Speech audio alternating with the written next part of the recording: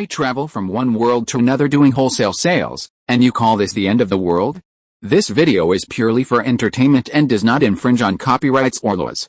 The rights to the novel and image belong to the original author. We do not claim ownership. Don't like waiting and want to listen to this fanfic in full now? Subscribe to our Patreon, where you'll find the best fanfics.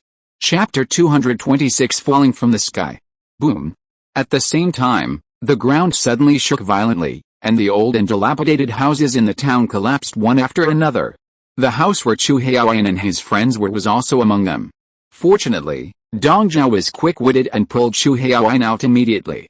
Ma Qiang and Hong Daniu also escaped in time. Only Williams was not so lucky and was buried directly underneath. Ba Tui. Although they escaped being buried alive, the four of them were covered in dirt.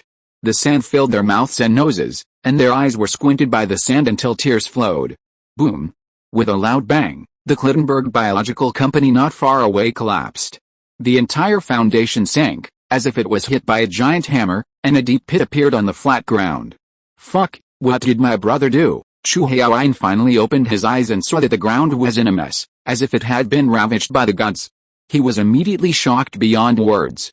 Dong Zhao and the other two were also shocked by the scene in front of them and opened their mouths wide. Is this something a human would do? Chirp! But this time, there was a strange sound above their heads. The four looked up. Damn. Ruthless. The big capsule that flew into the air before fell to the ground like a bomb. The four were so scared that they quickly flew to the side. Boom. The big capsule hit the ground with a thump, and half of it was stuck in the soil. The landing point was exactly where the four people had just stood. What a close call.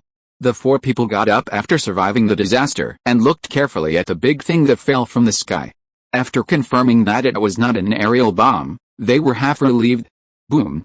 Boom. Just as the four were about to get closer to take a closer look, there was a knocking sound from the thing. With the sound, it was still trembling, as if something was about to break out of the shell. Caca. The four were so scared that they quickly raised their guns. Who knows what kind of thing will jump out of it? Boom. Dang dang. The knocking sound actually had a rhythm, which sounded quite exciting. Chu Haoyan almost couldn't help but dance. Bang. At this moment, an iron foot kicked a hole in the iron shell. Fuck, Transformers. Chu Haoyan seemed to have heard the sound of transformation. Bang. Another iron foot kicked out. The entire bottom was kicked away. A humanoid armor crawled out from inside. When it landed, it seemed that its center of gravity was unstable, and it fell to the ground with a bang. Bang bang bang. The armor raised its hand and knocked on its head, making a sound of metal collision. Old Dong, what the hell is this? Chu Haoyan asked in confusion. I haven't seen this before. Dong Zhao shook his head in confusion. Chu Haoyan. At this time, the humanoid armor spoke. Oh my god, Old Dong, am I hallucinating? I just heard Brother Wolf calling me. Chu Haoyan was almost scared to death. The sound made by this iron lump was exactly the same as Su Wei's. Mr. Chu, that's right, it's Old Wolf's voice. Ma Qiang couldn't help swallowing his saliva. This was too weird. Chu Haoyan. At this time, Su Wei woke up from the violent shock, raised his hand to take off his helmet, revealing the face of Old Wolf. Oh my god, it's dark now. Su Wei realized that it was already night without him realizing it. Oh my god, Brother Wolf. It's really you, looking at that familiar face. Chu Haoyan almost bit off his tongue. He hurried over and tried to pull Su Wei up from the ground, but he couldn't pull him up. Old Wolf, Dong Zhao and the other two also hurried over, looking at the power armor Su Wei was wearing in amazement, and wanted to come forward to help. Get out of the way, get out of the way. Su Wei shook his head to get rid of the last bit of dizziness, and then controlled the armor to stand up from the ground. Brother, you are really my brother. What is this? Chu Haoyan, who was standing by, was envious. Su Wei, who was wearing the power armor, was more than 2 meters tall, so he had to look up to speak. HX1 power armor, let me learn more about it, Su Wei said as he stretched out his hand and patted the armor on his body, making a low sound, indicating the thickness of the armor, which was amazing. Awesome Crass, Brother Wolf is awesome. Brother, from now on, I won't even lean on the wall, I will just obey you. At this moment, Chu Haoyan's admiration for Su Wei reached an unprecedented level. Want to try it? Su Wei had a hearty smile on his face. Yeah, Chu Haoyan's head nodded like a motor, and he couldn't stop at all. Not now, we have to leave here quickly, Su Wei refused. Brother, I can't let you be like this, these pants are. Chu Haoyan looked at Su Wei with resentment, like a wronged young wife, who dare not speak out. Okay, when we get there, I'll give you enough fun, go drive now, we'll meet at the gas station 30 miles outside the town. As he said that, Su Wei put on his helmet and disappeared into the ruins with a whoosh. He still had to go around to see if there were any fish that slipped through the net. If you don't cut the grass at the root, it will grow again in the spring breeze, Mr. Chu, let me drive. Ma Qiang stepped forward to take Chu Haoyan's place. The two off-road vehicles sped towards the abandoned gas station 30 kilometers away. At this time, the Klittenberg Biological Company was in chaos. The collapsed houses, the factory fire, and the high-pressure explosion looked particularly miserable in the night. These secondary disasters were even more terrible than the previous earthquake. Some of the surviving employees escaped the earthquake, but they did not escape their slaughter. For a while, there were wailing all over the land.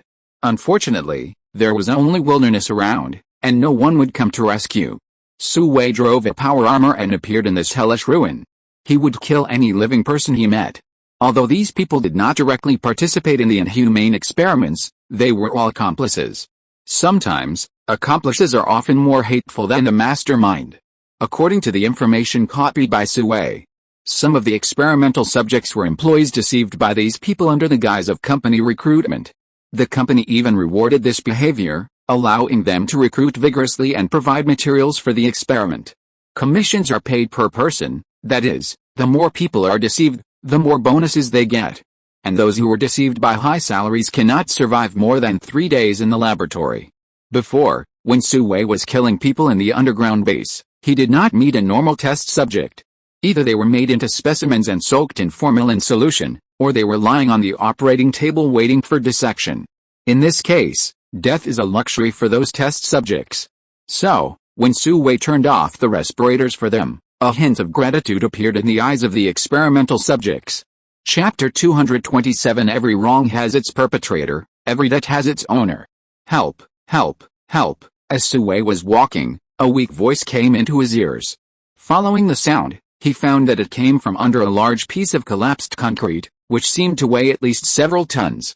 But for Su Wei, that was not a big deal. He lifted the several-ton concrete block with one hand, revealing the scene underneath. A blonde was trapped underneath.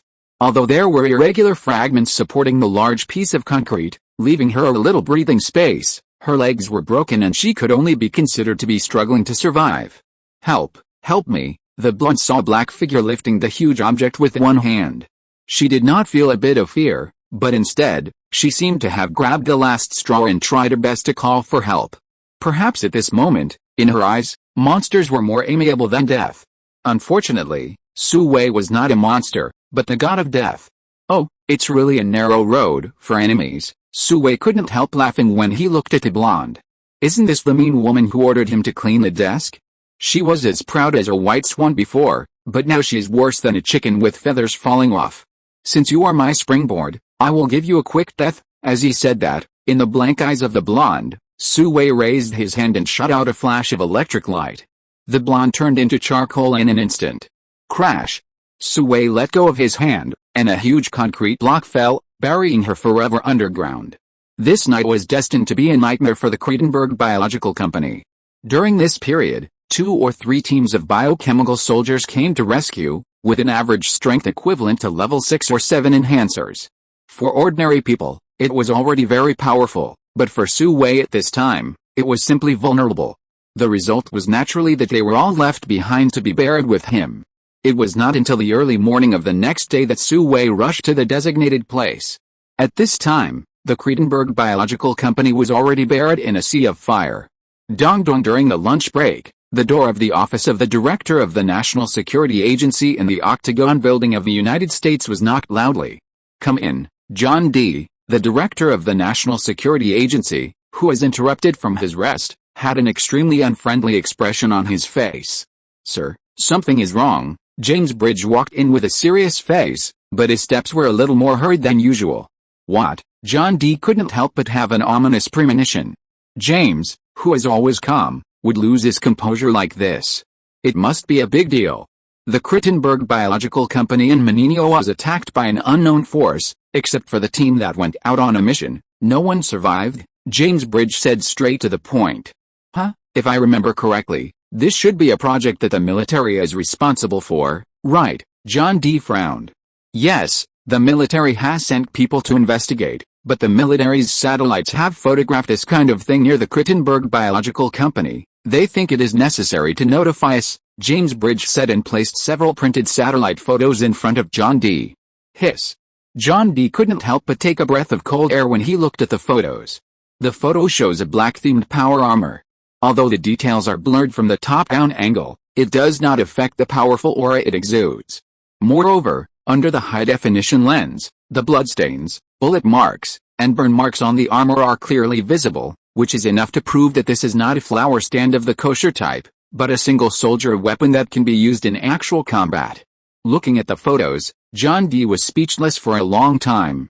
As far as he knows, the power armor of the United States still exists in the laboratory. Although there has been a breakthrough, it is not at the same level as the photo.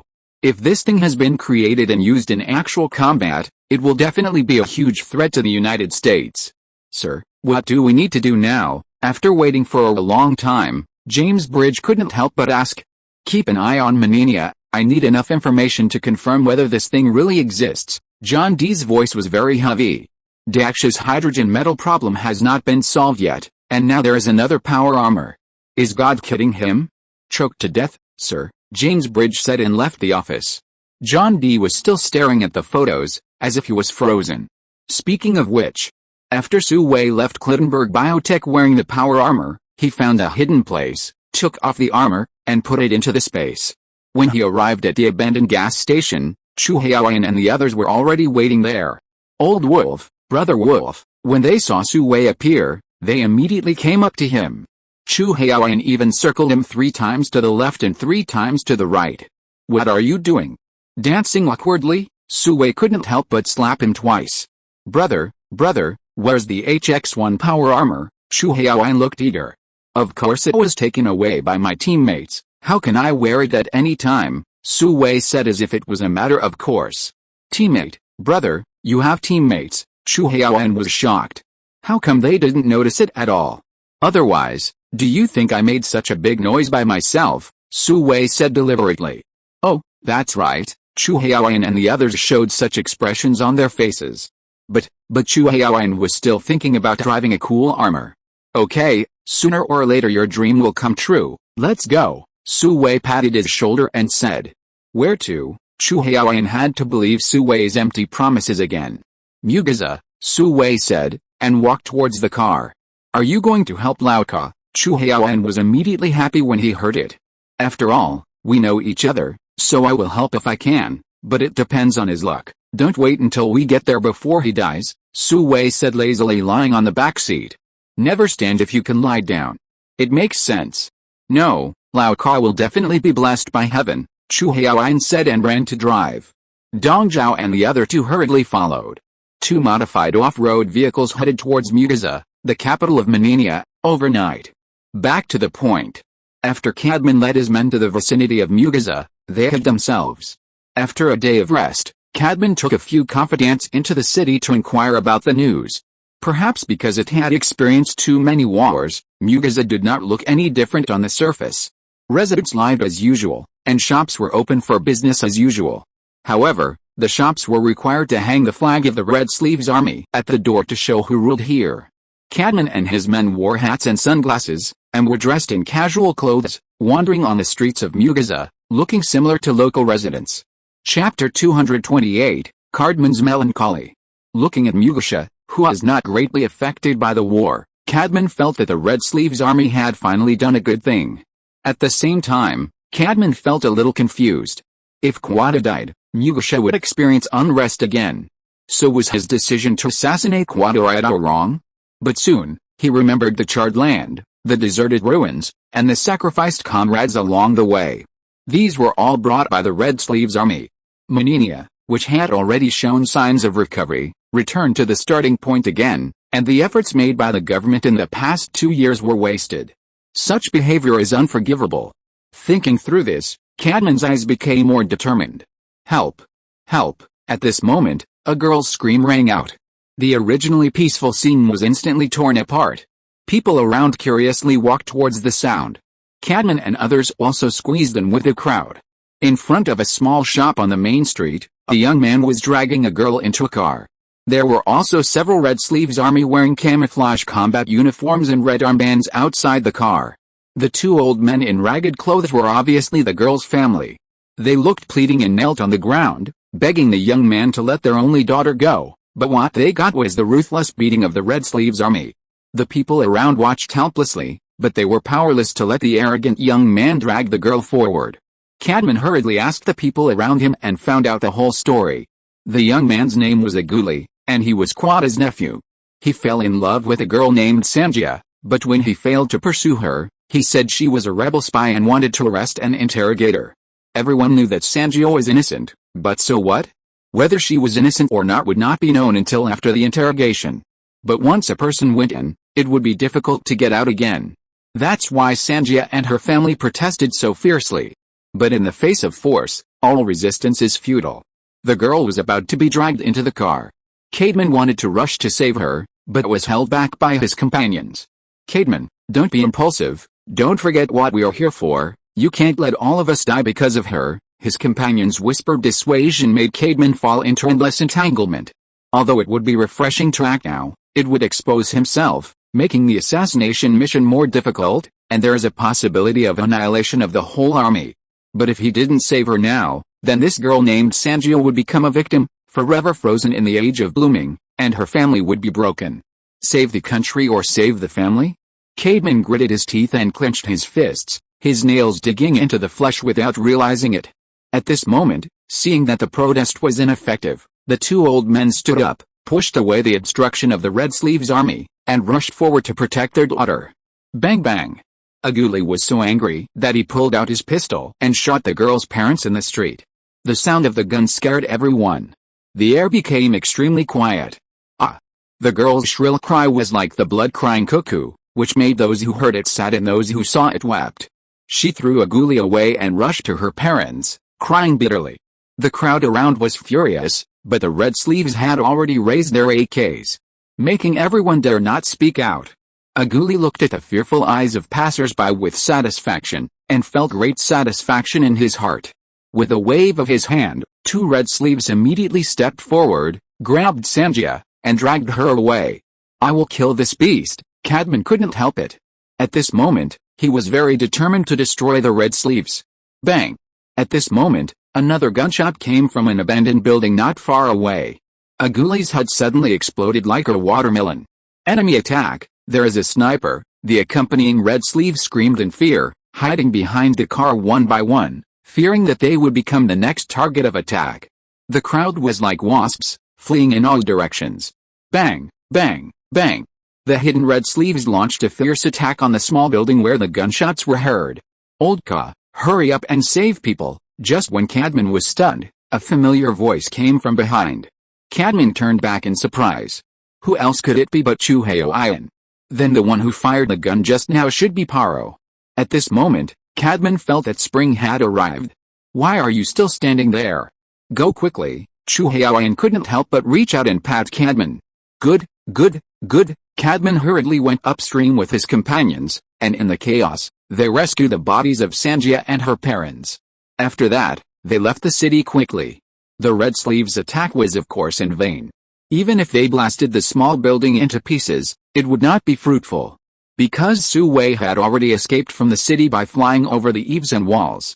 Ha ha ha, Paro, it's great that you can come. At the camp, after everyone reunited, Cadman wanted to hug Su Wei and kiss him. With him around, not to mention one Quada, even 10 would not be enough for him to kill.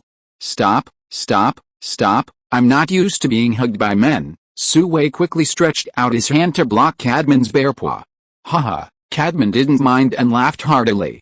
To celebrate the reunion of friends, Cadman specially opened a box of canned meat. For them, this is already a feast for the rich. It shows how difficult the conditions are. Su Wei and others couldn't eat it. When they were traveling together before, they were all minding their own business and didn't notice that their food was so bad. In order not to treat his stomach badly, Su Wei ran to the car and took a lot of cooked food and a box of beer. This is a feast. As for where it came from, it was naturally the welfare provided by the Xiaozi factory. This meal made Cadman cry.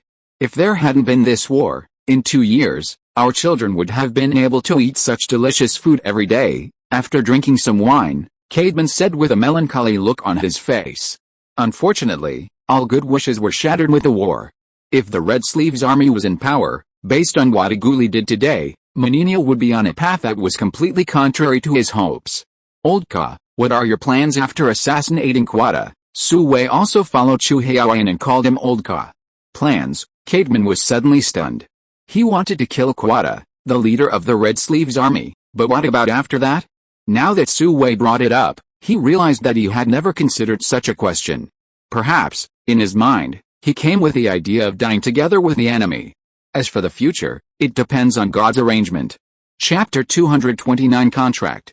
I say, Old Ka, you can't do this, you are a colonel after all, how can you be so careless? If you ask me, the right way is to overthrow the Red Sleeves army, establish yourself as king, and firmly control Menenia. This is what a man should do. Seeing that Cadman didn't say anything for a long time, Chu Haoyan couldn't help but speak up. Just these few words unexpectedly won Su Wei's approving eyes. Chu Haoyan's words shocked Cadman. He never thought about becoming president himself, but just wanted to do a few practical things for the country and the people. Compared to Cadman's shock, his subordinates' eyes lit up. They were absolutely convinced of Cadman. If he was the president, wouldn't they be the founding heroes? Old Ka, you should say something. Seeing Su Wei's admiring eyes, Chu Haoyan floated and urged with a bottle of wine. No, I'm fine for leading troops to fight. But I'm not good enough for managing a country. After being shocked, Cadman said self-deprecatingly. Colonel, I think I can. We are all for the country and the people, aren't we? One of Cadman's men couldn't help but speak out. Since their president was killed by the Red Sleeves, the soldiers are confused. Who are they fighting for now? If it weren't for Cadman's prestige, the team would have disbanded long ago. That's right, Old Ka, your president has been killed. If the Red Sleeves become leaderless again, then Menino will definitely fall into chaos. By then, there will be the Blue Sleeves and the Yellow Sleeves. The war will never stop, Su Wei continued. But, Cadman hesitated. You may not be able to give them the life they want, but you can definitely give them the life you hoped for, isn't that right? Su Wei interrupted Cadman directly. Su Wei's words ignited a fire in Cadman's chest, but when he thought of his current situation, a deep sense of powerlessness extinguished the red-hot fire. What's wrong, Old Ka? In a word, are you afraid? Chu Haoyan looked at him and felt anxious for him. What's the matter? I'm not afraid of death, so what else should I be afraid of? But, you have seen the equipment of the Red Sleeves army. What can we use to fight them? Cadman said dejectedly. Not everyone can conquer the world with Militan rifles. Sir, times have changed. I can provide equipment. Su Wei suddenly said something shocking. This time, everyone was shocked, and their eyes were all focused on Su Wei's face. No, it should be on Paro's face. Dark skin, ordinary face, a pair of ordinary black framed glasses. This is just an ordinary Meninian. Who would believe it if they told others? Even Chu Haoyan and Dong Zhao were stunned. The strictness of Daksha's control over weapons is the best in the world. Brother, you are a great Xia agent, can you also be an arms dealer part-time? Oh no, wait, HX1 power armor? It seems that Great Xia doesn't have this thing either. Chu Haoyan and Dong Zhao seem to have thought of something in their hearts. Really? You have a way, but, we have no money. Cadman was pleasantly surprised at first, but then he was worried again. He could hardly eat, how could he afford to buy arms? No money, Su Wei shook his head with a mysterious look on his face. No money, everyone was even more confused. This can't be a joke, right? Even Cadman's face became interesting. Of course, there is no free lunch in the world. Both the principal and the interest will be calculated after the war. Su Wei was naturally not here to do good things, he had his own plans in mind. How much does it cost? Cadman was relieved immediately, but he felt very uncomfortable in his heart, as if there was a fishbone in his throat and a sharp sword on his head. Don't worry, our goals are the same, that is to make Menina rich and prosperous, that way, I can recover my costs and earn interest, right? Su Wei patted Cadman's shoulder to comfort him. Cadman immediately fell into deep thought again. Although Su Wei didn't say it clearly, he knew that once he agreed, Su Wei would become his emperor, and everything in Manania would be controlled by him from now on. This time, Chu Haoan also wisely kept his mouth shut. He didn't expect Su Wei to play such a big game. "You can't go in, Colonel Cadman is in a meeting." At this moment, there was a quarrel outside. Then a black-skinned girl broke in. Sanjia, seeing the person coming, Cadman shouted in surprise, and raised his hand to stop the guards who were chasing in. "What are you doing here?" Cadman asked. He had arranged a place for her to rest, but it seemed that she didn't do it. "I want to join the army, I want to avenge my parents," Sanjia said in pure Manania. The slightly childish face was filled with an extremely determined look. She was only 18 years old, but in one day, she experienced a tragedy in the world, and both her parents died, which filled her longing heart with hatred. Cadman was speechless. "Fighting is a man's business, so don't get involved," Cadman finally refused. "Relying on you men, then why did the Red Sleeves army win?" Sanjia's words were like a sharp sword, deeply hurting Cadman and all the government troops present. They lowered their heads in shame. Sanjia, the colonel has, Kulu, one of Cadman's subordinates, was about to refute, but was stopped by Cadman. "Sanjia, I'm sorry, but if you insist on doing this, I won't stop you. This may cost you your life. Do you still insist?" Cadman seemed to have made an important decision and asked the stubborn girl in front of him seriously. "Yes, I insist." Looking at the man who saved her, Sanjia's eyes had a hint of guilt, but it was soon filled with hatred. At this moment, she was born only for revenge. "Okay, Kalu, take her to report," Cadman said to the subordinate who wanted to refute just now. He was a young man in his 20s, with curly hair sticking to his scalp. At first glance, he looked a bit like Sakyamuni. At this moment, he could only get up reluctantly and walk out with Sanjaya. "Paro, I promise you, I want to win, I want to defend my homeland." After Sanjaya left, Cadman stood up and said to Su Wei in a very serious tone. Even if he signed a contract with the devil, so what? He would bear the consequences together. If you're listening to this novel on a channel other than Fanfic World, it means they downloaded and uploaded it without effort. We cordially invite you to visit our channel, Mundo Fanfic Novelis.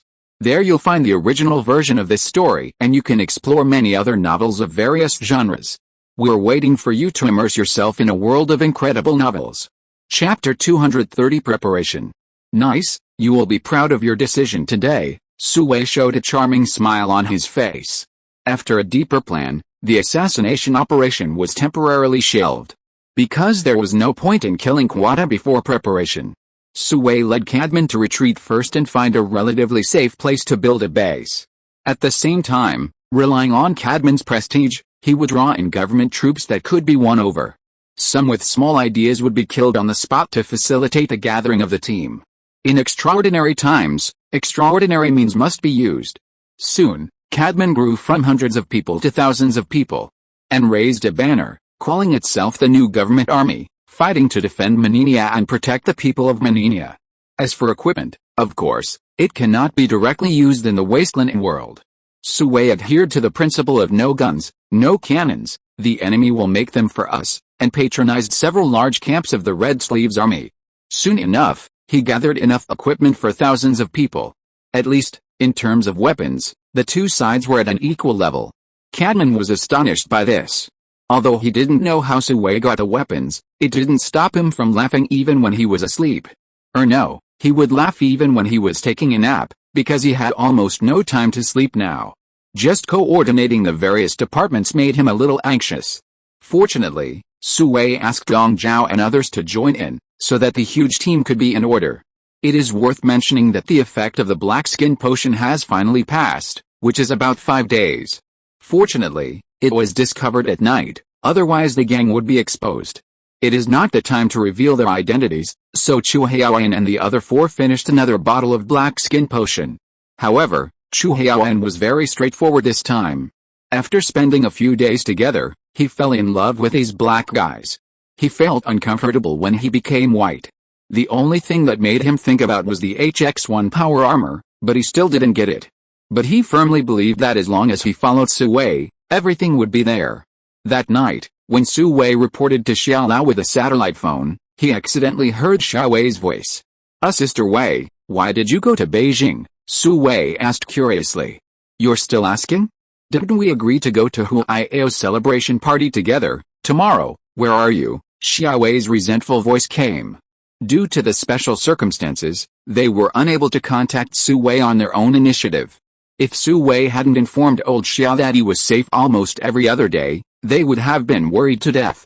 So soon? I'm sorry, Sister Wei, I'm afraid I'm going to say something wrong this time. Su Wei was stunned, and then he realized that more than a week had passed in a flash. But he couldn't leave Menenia yet, so he could only say with guilt. No need to apologize, as long as you're safe, everything will be fine. As for the banquet, I'll let Xiao Man go with me, just in time to show up for you. Xia Wei suddenly became extremely gentle. In fact, what she was most worried about was Su Wei's safety. Being in a war-torn place, any accident could happen. Yet, thank you for your hard work, Sister Wei. Su Wei was touched. He wished he could fly back now to have a warm bed with his wife and children. What kind of war is this? But for a better future, this move must be made, and it must be made beautifully. And Xiaoman, Xia Wei said as she handed the phone to Li Xiaoman. She was standing aside, looking at him eagerly. Hello boss. Li Xiaoman took the phone, and all the words in her heart were reduced to the word boss. But these two words have special meanings to each other, and nothing can express the inner longing better than this. Xiaoman, thank you for your hard work. Su Wei's heart was about to melt. It's not hard, it's not hard. Li Xiaoman's throat tightened unconsciously, and she handed the phone to Xia Wei again. In this way, the three chatted for a long time before they ended the tender topic. Because Mr. Xia came back from outside. After he gave the phone to the two women, he went to the yard for a walk, so that they could speak freely. But in order to prevent being monitored, the time must be strictly controlled, so it can only stop here.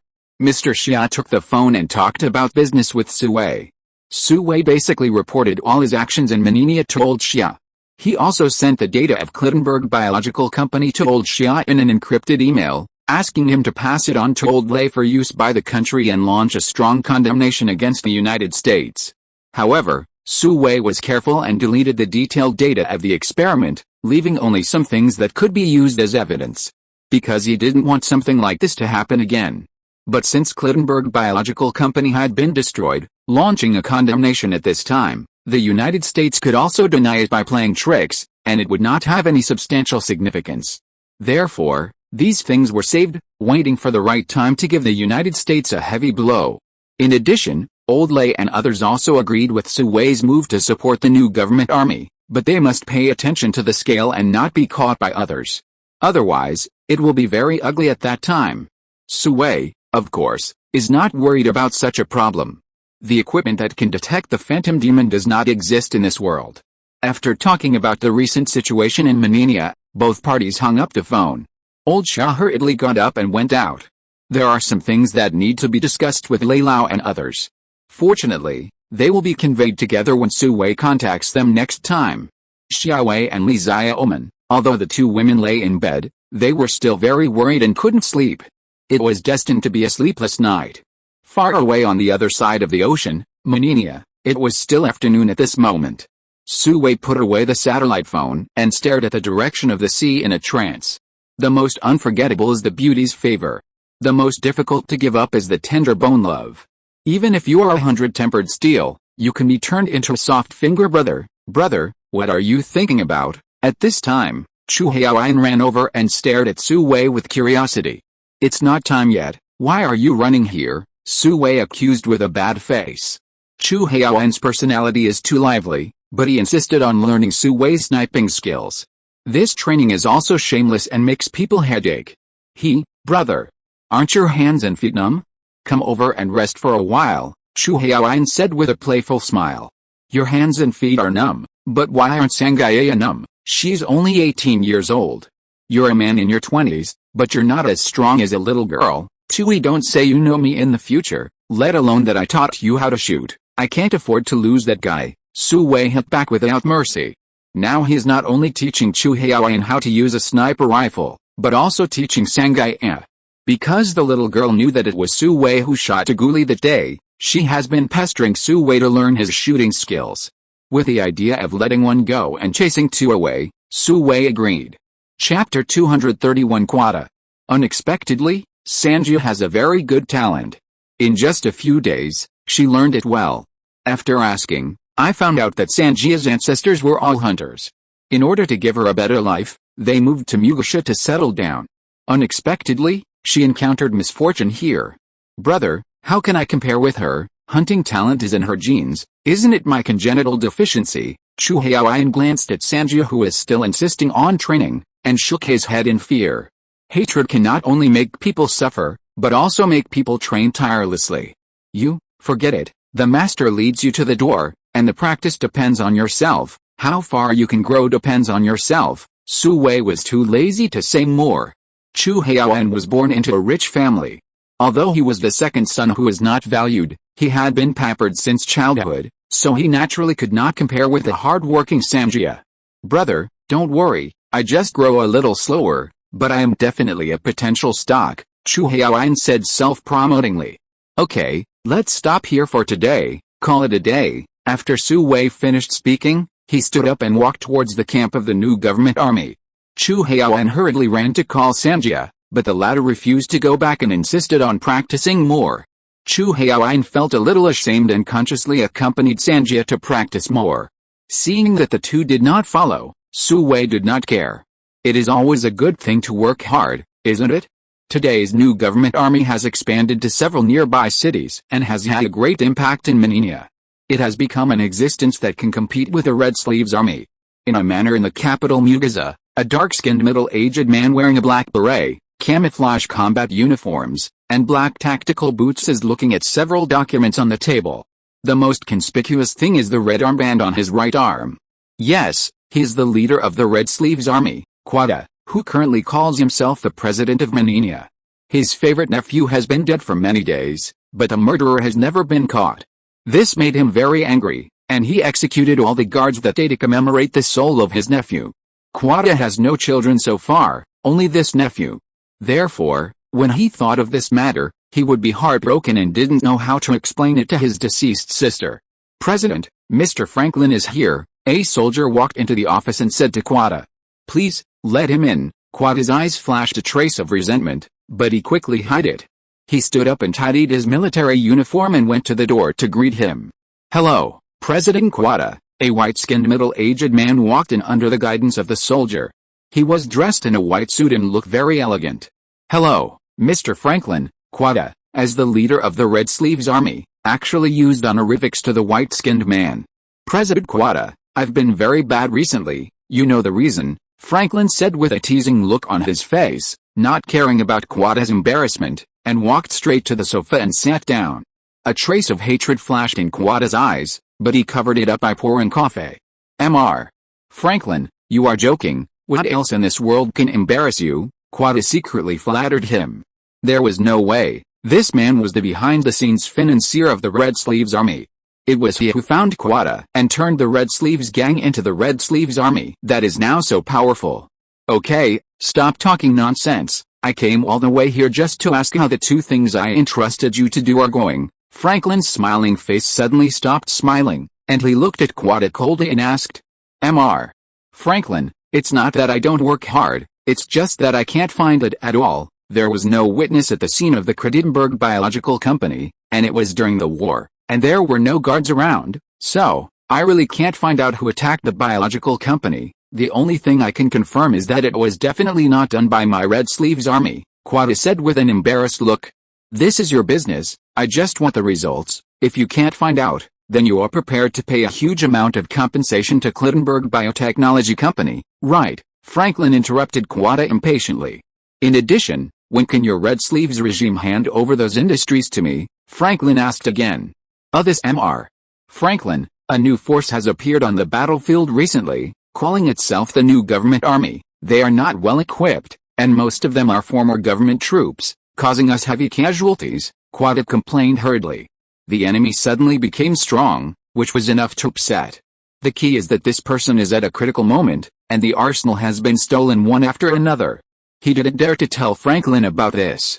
Quada, are you a fool? The weapons and ammunition I provide you are enough to wipe out all opposition forces in Manania. Anyone can become the president, so, please don't let me doubt your ability." Franklin's face was cold and his words were even more impolite.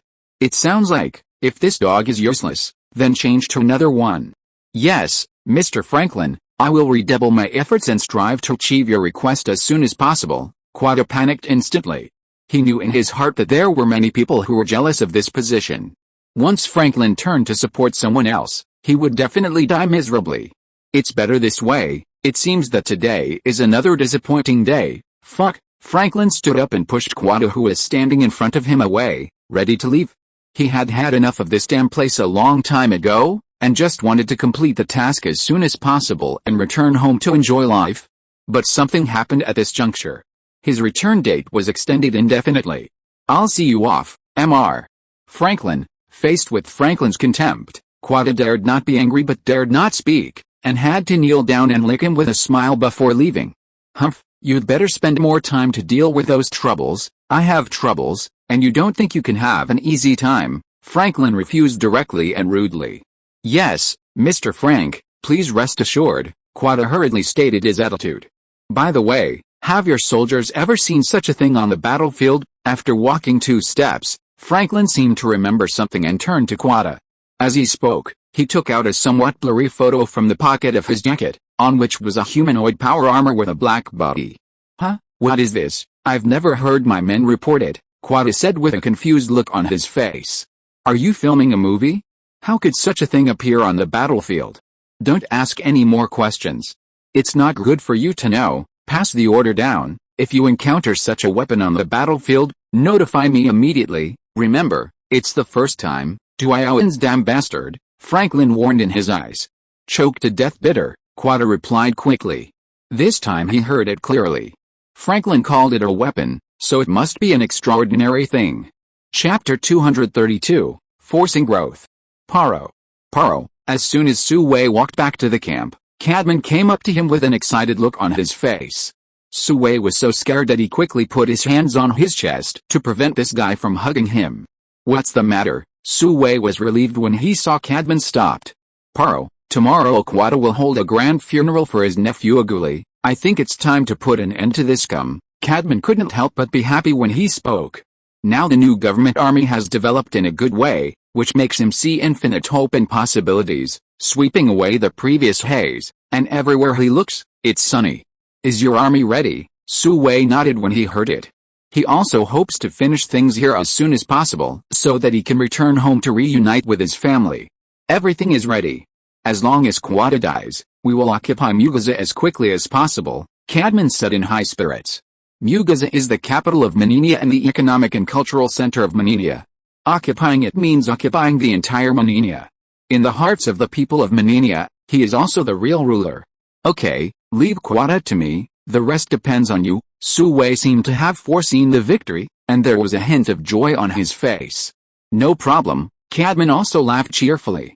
With Su Wei's help, what else could he worry about? At dusk that day, Su Wei took Chuaoyan and Sanjiaya out of the camp and headed to Mugaza to find a suitable sniper point. Cadman's army quietly left the camp under the cover of night and assembled in the direction of Mugaza. When the sun rose again, the whole city of Mugaza was in mourning. Whether they wanted to or not, every household was required to go out to the funeral. The crowds on the streets were escorted by the Red Sleeves army to the presidential palace, where the funeral ceremony would start. I saw a high platform set up in the wide square in front of the presidential palace, which was filled with various precious offerings. In the center of the platform, there was a brown-red coffin, which was not only angular, but also rimmed with gold, making it extremely luxurious. First, there was a grand eulogy, then someone would carry Aguli's coffin and sing and dance, and finally it would be sent to the burial site for burial. The whole people were required to participate in the whole process. This was a memorial for Aguli and an opportunity for the residents of Mugaza to atone for their sins. Because Aguli died on the streets of Mugaza, all the residents of Mugaza were sinners. If anyone was found not participating in the mourning or leaving halfway, he would be shot immediately. This was the decree announced by Quada yesterday. No one was allowed to disobey. At this moment, the square in front of the presidential palace was crowded with people, and everyone had a sad expression on their face. As for whether they were sad for Aguli's death or because Mugaza had such a ruler, it was unknown. Looking at the atmosphere of grief created by the whole city, Quada was very satisfied. At least it proved that the execution of the decree was still good. At the same time, this was also a demonstration. Let people know that he, Quada, is the master of Mugasha and the president of Maninia. For this reason, Quada specially invited a famous high priest to pray for his nephew Aguli. May he live equally happily in another country. Seeing the high priest reluctantly but still having to go on stage to pray, Quada felt more comfortable. Sanjaya, don't be nervous, don't let hatred block your talent, relax, relaxation can make you more accurate. On the roof of a small high-rise building about a few hundred meters away from the presidential palace, Su Wei gently comforted Sanjaya beside him.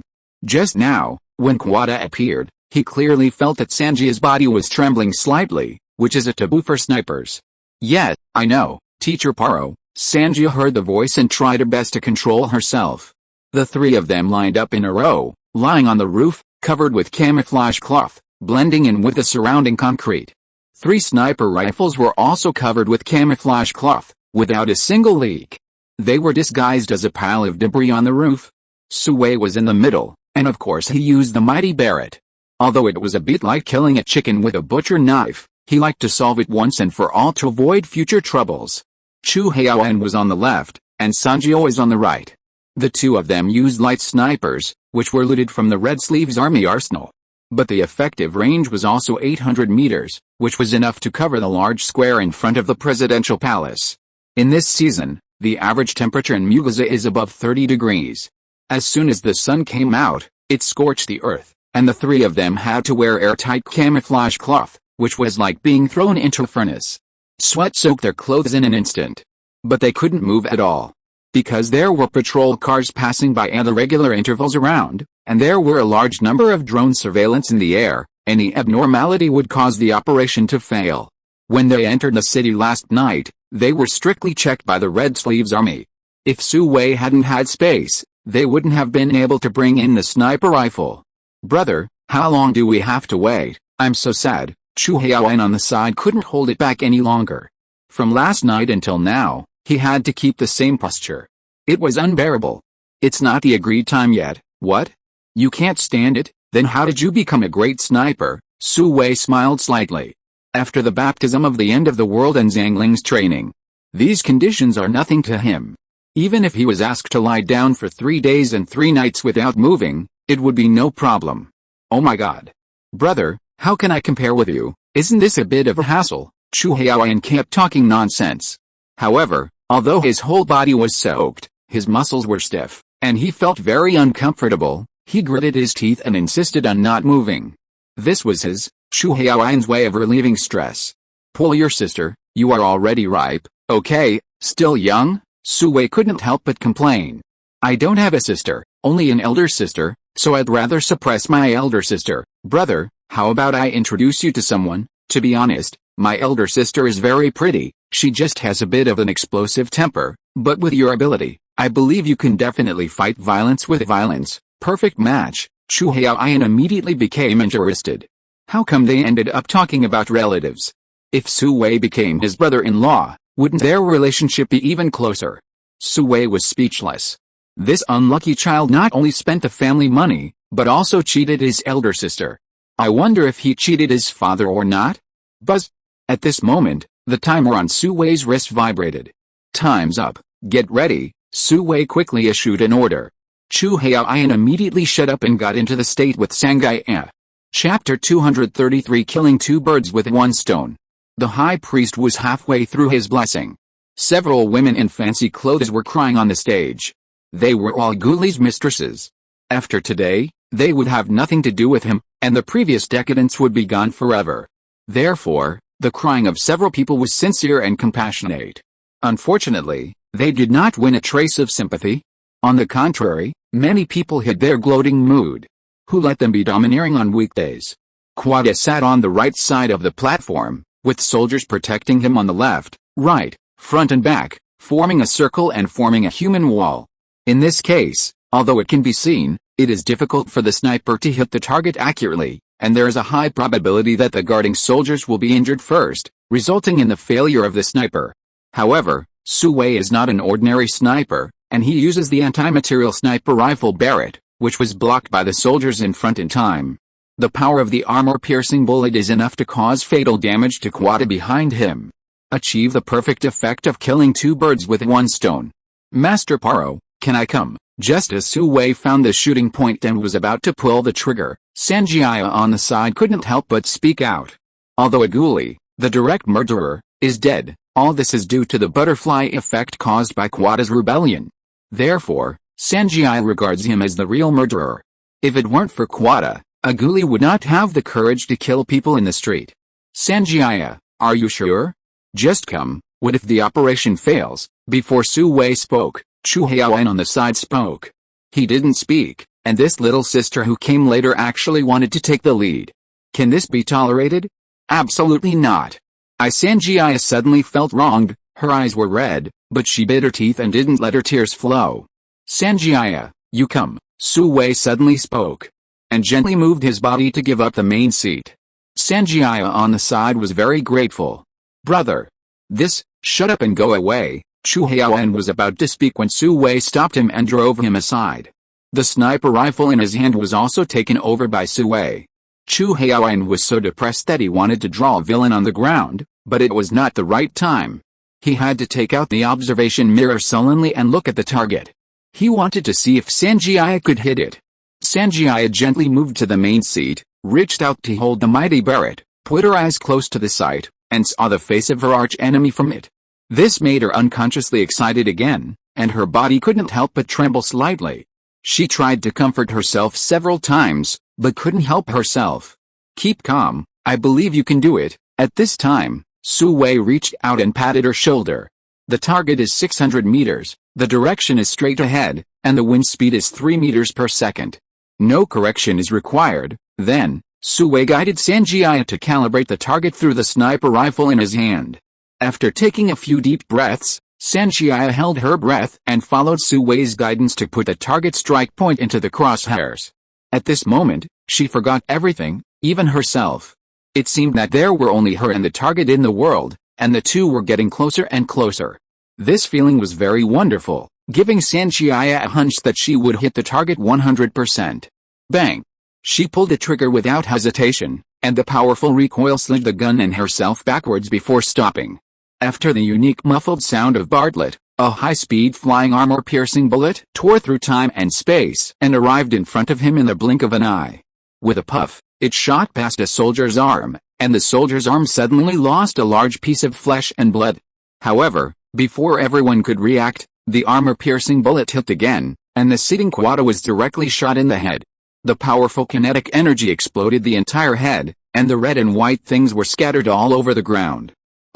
Several horrified sopranos, like thunder, awakened the stunned people. In an instant, the square was in chaos, as if a hornet's nest had been poked. Fuck, it actually hit the target, and it killed two birds with one stone. Chu Haoan, who saw the whole process through the observation mirror, was amazed. Although Su Wei helped, Sanjiaya's talent was a bit too strong to achieve such a result in her first actual combat. The moment she hit the target, Sanjiaya couldn't tell whether she was happy or sad. She felt as if all the strength in her body had been drained away, and she felt like she was about to collapse. Fortunately, she finally killed the real murderer. Mission accomplished. Brother, let's go. Chu Haoan was ready to pack up and leave. Wait, something's wrong. Su Wei was still lying there unmoved. What's wrong? Chu Haoan asked. You see, although the scene is chaotic, they are all civilians. The soldiers are not panicking, as if they knew it in advance. This can only mean that this is a trap to lure us here, Su Wei analyzed calmly. Quada knows we are coming to kill him, Chu Haoan and Sanjiaya asked in confusion. No, he doesn't know, but he asked us to come, Su Wei said inexplicably. What? Chu Haoan and Sanjiaya were stunned. Wasn't Quada shot in the head? A body double, Master Pro, did you say that was a body double? Sanjiaya suddenly came to her senses. I think it should be. Su Wei continued to search for the target with the sniper in his hand while speaking. It was just a chaotic scene with so many people that it was hard to see clearly, let alone identify. Buzz at this time, There was a sound of bees flying in the air, but it was much louder. Not good, brother, the drones are coming, we have to leave quickly. Chu Haoyan turned to his side and saw several drones flying towards this side, equipped with machine guns for ground attack. Don't panic. At this moment, Su Wei saw a strange phenomenon through the scope. No one paid attention to the dead Quada, but the soldiers protected the coffin with 3 layers inside and 3 layers outside. This discovery made Su Wei guess something in his heart. Brother, drone. Chu Haoyan had already seen the muzzle of the drone's machine gun rotating towards this side. Sanjia, blow that coffin into pieces for me, Su Wei said, peeling off the camouflage cloth, raised the light sniper in his hand and shot it, shooting down the nearest drone. Chu Haoyan also rushed to Sanjia's original position, picked up the sniper rifle, and shot at the drone flying here. Bang bang bang. The two of them staggered their shooting to buy time for Sanjia. Relatively speaking, this kind of 4-rotor wingless drone, in addition to good stability, is a little worse in speed and flexibility. Even Chu Haoyan can easily hit it. Just like shooting a flying saucer, one shot is accurate. Chapter 234, Backfire. Soon, Sanjia completed the aiming. The coffin was a dead object, and the target was quite large, which was even easier than before. Bang! Bartley's dull voice sounded, and another armor-piercing bullet was fired. A soldier standing in front of the coffin was directly shot in two. With a bang, the bullet hit the coffin for the second time, breaking a corner of the coffin, and the exposed part glittered in the sun. Oh my god, they actually installed bulletproof steel plates inside. But this is not a problem for Bartley, who is known as a cannon. Sanjia adjusted the angle slightly and shot again. Her elbows and knees were bleeding, but she still didn't care. Bang! This time, the lid of the coffin was blown off, and the person inside finally couldn't hide anymore and got out of the coffin. It was the leader of the Red Sleeves army, Quat. At this moment, he looked panicked and no longer had the calmness of the past. Retreat, retreat, retreat quickly, Quata screamed with all his might, asking the soldiers to come and protect him as he evacuated to the presidential palace, not even caring about his nephew Aguli's body. Hoo hoo hoo hoo. Sanjia tried to adjust her breathing, calm herself down, and tried to find the state she was in when she first shot. But she couldn't do it anyway. Seeing that Quata was about to step down from the platform, Sanjia fired desperately. The powerful armor-piercing bullet killed 2 soldiers, but still did not hit Quata. This made Sanjia impatient, and she fired 2 more shots, each one more powerful than the other. No, her heart was completely confused. 2 lines of tears flowed down uncontrollably. At this time, Su Wei, who had shot down the drone, hurriedly knelt on one knee, held the gun in his left hand, and quickly aimed at Quata, who was like a stray dog. Bang! The gunshot rang out, and a ball of blood burst out in the mirror. Quata finally couldn't escape the fate of being shot on the head. In fact, at this time, the chance of hitting is greater than before. Because of fear, Quata only wants to escape from the sniper's range as soon as possible, which will expose many flaws of the guards. It's just that Sanjia's heart is confused and too anxious, ignoring the basic operation, resulting in one shot worse than the other. Ah! The real Quata is dead, and now the world is in chaos. Not only did the people flee in droves, but even the soldiers were at a loss. Retreat, Su Wei shouted, picked up Bartley and Sanjia and rushed downstairs. Although Quata was dead, the order to kill the sniper had been issued, and the second sniper just now took a lot of time. There is no need to guess that the Red Sleeves army must be gathering here. When the 3 rushed downstairs, the sniper rifle was already on their backs, and they changed to a brand new AK in their hands. Bang bang bang. The vanguard of the Red Sleeves army was shot and killed by the 3 people before they jumped out of the car. Special meow, awesome, Chu Haoyan screamed excitedly. Thrilling and exciting are what he loves most. As expected, I am a man born for war. What are you talking about? Go drive, Su Wei wanted to kick him twice. At this time, he was still looking up at the sky at a 45-degree angle, looking for shit. Okay, Chu Haoyan rushed over, pulled a dead man down from the seat, and jumped into the cab. This was a modified pickup truck. There was a machine gun rack in the back cargo box, but the machine gun was not there. Su Wei and Sanjia jumped into the cargo box immediately. Bang! Su Wei slapped the roof of the car vigorously, and Chu Haoyan stepped on the accelerator to the bottom. The pickup truck rushed out with billowing black smoke. Catch them, don't let them get away. The Red Sleeves army that came from behind hurriedly caught up. There were even some weird motorcycle soldiers. Bang bang bang. Bullets rained down on Su Wei and his car. Fortunately, during the bumpy ride, the accuracy of these bullets was very poor, and some of them hit the sky. Su Wei and Sanjia's shooting skills were not affected by the bumps. After firing a burst of bullets, at least one person was hit and fell off the car. If the car behind hit it, it would deviate from the course at best, or even overturn. But even so, the Red Sleeves army continued to chase more and more people, and they seemed to be determined not to stop until they killed the 3 people. Execute plan number 2, Su Wei shouted loudly to Chu Haoan in the cab, and took off the barret on his back. We have to use it to deal with the big guys. Bang! Su Wei picked up the gun, without aiming, and shot the pickup truck in front with a blind sniper. With a bang, the engine was directly blown up. The out-of-control car fell headfirst on the road, and the cars behind it were not in a hurry to avoid it, and immediately hit it, making more noises. This scene fell into Sanjia's eyes, and she immediately felt endless envy, and at the same time, she was more determined to practice shooting with Su Wei. Buzz! At this time, the drone caught up again. Sanjia, you take care of the sky, and I will take care of the ground. Although Su Wei was very powerful, he had too many targets and was a little overwhelmed. Fortunately, after calming down, Sanjia was extremely powerful and could shoot down any plane. The drone pilot in the control car was so angry that he cursed repeatedly. Yes, the pilots of these drones were not the Red Sleeves army, but white-skinned soldiers, both men and women, and none of them were more than 30 years old. Boss, the enemy's firepower is too strong. I suggest starting the hunter, a pilot who lost his drone shouted to the officer standing beside him. He had been shot down twice in a row, but he didn't fire a single shot, and he was extremely depressed. The hunter he was talking about was a winged drone. It was 8 meters long, with a wingspan of 14 meters, a maximum activity radius of 4,000 kilometers, and a maximum flight speed of 260 kilometers per hour.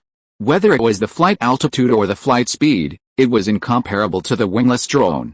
It was also equipped with optoelectronic and infrared reconnaissance equipment, satellite navigation equipment, and 4 cameras, giving it a multispectral aiming system.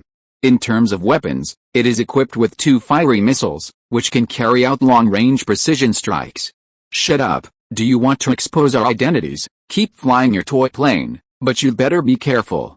If you break it, you have to pay for it. The white-skinned officer frowned and scolded without giving any face.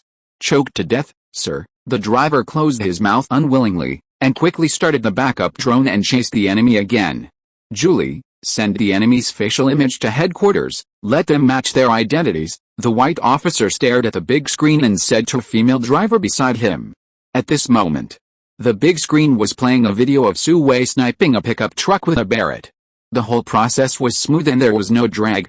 And when Su Wei was holding the Barrett and shooting, his body was like cast steel, without a single shake. Such a powerful force is definitely not something that ordinary humans can possess. Choked to death, sir, the female driver named Julie quickly sent out the facial screenshots of the 3 people in the picture. Soon there was a reply. But apart from Sanjia's detailed information, the other 2 were not found. The white officer frowned even deeper. Chapter 235 Victory. Just as the white officer was lost in thought, Su Wei and his men turned directly into an alley. How small was it? Only one car could pass through, and the rearview mirrors on both sides were pressed against the wall. As soon as an off-road vehicle chased in, Su Wei shot out the engine, and it was tragically blocked at the entrance of the alley, leaving the Red Sleeves army behind blind. They turned their cars around and took a detour to chase. This retreat route was planned by Sanjia. As a resident of Mugaza, she was naturally familiar with every street. At least better than the Red Sleeves army from other places. So, it didn't take long to get rid of the pursuers and successfully leave the city. At this time, Cadman, who was lurking outside the city, immediately launched a general attack. Most of Meninia is flat terrain, which is easy to attack but difficult to defend. Therefore, in the war, a city often fights for it. Woo! A shrill alarm sounded over Mugaza. The residents hurriedly hid in their homes, hoping that the war would be over soon. Thousands of new government troops poured into Mugaza, and immediately beat the leaderless Red Sleeves army into pulp. If Quada had the chance to see this scene, he would probably regret it. It turned out that Quada deliberately held a grand funeral for his nephew in order to lure out the snakes, so as to eliminate the main force of the new government army in one fell swoop and consolidate the Red Sleeves regime. Cadman has always had a good reputation in the army, so Quada was sure that he would not start a war in Mugasha, because that would cause serious damage to this ancient city. Therefore, he imagined the battle point on the way to the burial site. And he himself lay in the coffin made of alloy, waiting for the big fish to take the bait, and then ruthlessly pressed the new government army to the ground and rubbed it. Tell all the Maninians that from now on, only he, Quada, is the king here. Little did they know that after Suwei's enlightenment, Cadman had successfully transformed, no longer taking the form so seriously, but pursuing pragmatic results. Although Mugaza has a long history and culture, all of this is built on the suffering of the people. If you want to completely change your destiny, you must break through the shackles of history to break out of the cocoon and become a butterfly. A broken city can be rebuilt, but a broken heart can never be remedied. Sir, what should we do now? All the pilots in the drone command vehicle looked at their superiors. The shadows of the new government army were everywhere on the monitoring screen, and their drones had no way to start. At present, most of Mugaza has been occupied by the new government army. It is only a matter of time before the Red Sleeve army is defeated. Notify everyone to evacuate Mugaza and meet at point 1, the white officer gave the order helplessly. Although they still have a trump card to use, Mugaza is doomed, and their identities cannot fight head-on. The only choice is to retreat to avoid being discovered and getting into trouble. Choked to death, sir, the large command vehicle started rumbling, drove out from under the camouflage net, and drove towards the designated location. Not long after they evacuated, the new government army rushed here, but unfortunately found nothing. As the flag of the Red Sleeves army was thrown down from the roof of the presidential palace, the battle ended perfectly. The new flag of Maninia once again flew over the capital, Mugaza. Cadman released the former government officials imprisoned by Quada and allowed them to remain in office, continuing the wishes of the previous president and working hard to develop Maninia. Compared with the previous government, there were not many changes, so the presidential palace quickly resumed operations and Mugaza was quickly appeased. Suwei also used the gold diggers to transfer tens of billions of dollars from overseas accounts as capital for Maninia's post-war reconstruction. Such a large amount of money made Cadman even more devoted. You know, Maninia's GDP last year was only a few $billion. With such a large sum of money, Cadman found it easier to appease people's hearts and stabilize domestic unrest. With guns and money, the prestige of the new government army is growing day by day. With Mugaza as the center, it began to radiate to the surrounding areas. In just 1 month, the once powerful Red Sleeves army gradually withered away, replaced by a new leader, and retreated to several small towns in the north for the last resistance. But all this is only a matter of time. With the support of Suwei, Cadman's new government firmly controlled Maninia. It began to restore the diplomacy of the past, and the first one was naturally Daksha. At the warm invitation of Maninia, the embassy staff re-entered and issued a visa-free policy for Xia citizens at the first time. Its intention is self-evident. At this time, the United States immediately jumped out to oppose, saying that Cadman was a pseudo-government, they did not recognize it, and they would impose severe sanctions on it. This made the people of Maninia panic again. After all, a giant like the United States was too powerful for them. But strangely, after the Daksha Ministry of Foreign Affairs interviewed the United States Ministry of Foreign Affairs, the voice of the United States opposing the Cadman government disappeared immediately. Although it was not publicly recognized, it was also a kind of tacit approval. Everyone was wondering how Daksha shut up the United States this time. Unfortunately, the meeting was a private meeting, and no content was leaked, so this became a mystery that countries around the world will never know. Suwei knew the reason, and it was related to him. The diplomats of Daksha showed the diplomats of the United States the contents and videos of the experiments of the Doomsday Base covered up by the Cretenberg Biological Company. If the United States really sanctioned Maninia, then Daksha would make these shady things public and investigate the ruins of the Cretenberg Biological Company. Although it had been destroyed, it was still easy to find some clues. With the information provided by Suwei, it would be ironclad. The United States had to shut up and acquiesce to Maninia's embrace of Daksha. It was really a case of stealing a chicken but losing the rice, and shooting oneself in the foot. The silence of the United States made Maninia celebrate for 3 days, completely relieved and focused on development. At the same time, It once again demonstrated the national prestige of Daksha. Many Shia merchants who had invested in Manania before returned to Manania. Cadman was naturally very welcoming. Not only did he return their factories, shops, houses, etc., but he also reduced certain taxes as compensation. After all, the property of these people was damaged to a certain extent during the war. This attracted more Shia merchants to come and invest. You know, Manania is vast and sparsely populated, and rich in mineral resources. It is simply a piece of fat pork belly. With more people investing, Maninia's employment rate will naturally rise, and people's income will also increase day by day. Everything is moving in a good direction. Chapter 236. Life is unpredictable. Hi, Paro, my good brother. At the presidential palace in Mugaza, Cadman pulls away and said enthusiastically. In the past month, he has always been elusive, but every time he appears, he can bring a lot of equipment to the new government army, laying the foundation for defeating the Red Sleeves army.